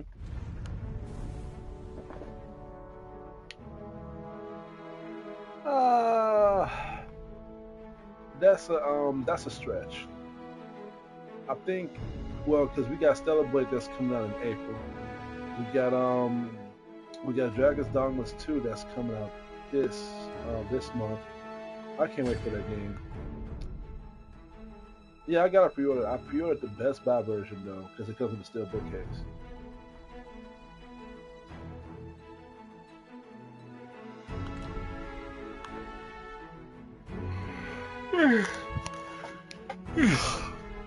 Yeah, I'm gonna go ahead and call it here. No,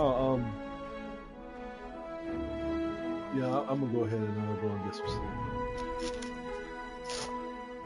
No, I didn't do none of that. I just woke up and just pressed the record button.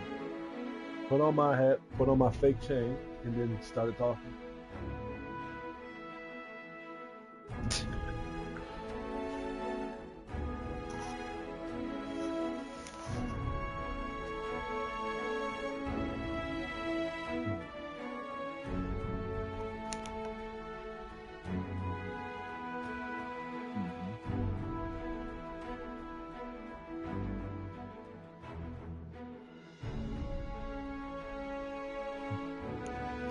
I appreciate it, brother. Thank you. That means a lot.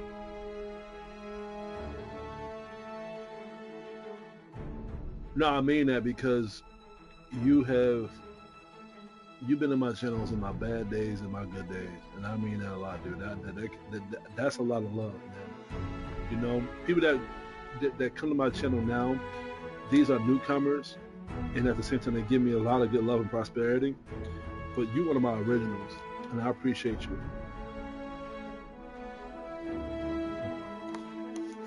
Well, I wish for you the same, my brother. Thank you very much. Other than that, that's all. I hope everybody else that's watching, I hope y'all enjoyed the stream, even though I didn't really do anything. I just talked, but we do that every time I do stream. So I might stream a game tomorrow. What the hell is this? Hold on. Told on the age of the console. Wait a minute, hold on. Let me look at this. The return. Might as well ended it with a bang, right? Who that nigga?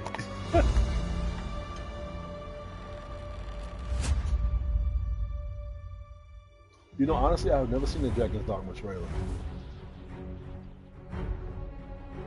Welcome, Arisen. We pawns have long awaited your arrival. Oh, wow. Learn all you can of this world you must protect. We ask that all be spared the horrors of the fell dragon. Jesus. From this moment forth, thou art arisen. Charge and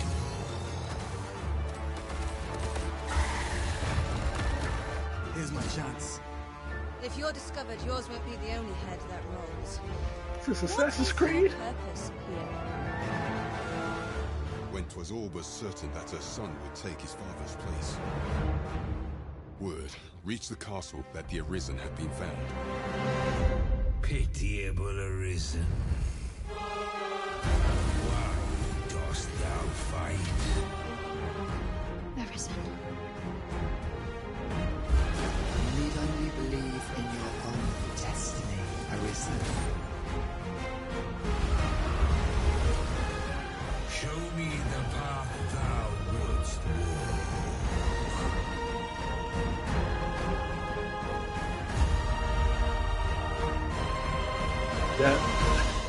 This is intense. If ye intend to do what I could not, and fell the dragon true,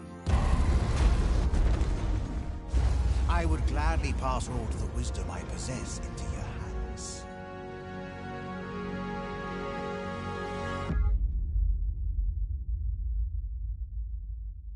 I didn't get that part.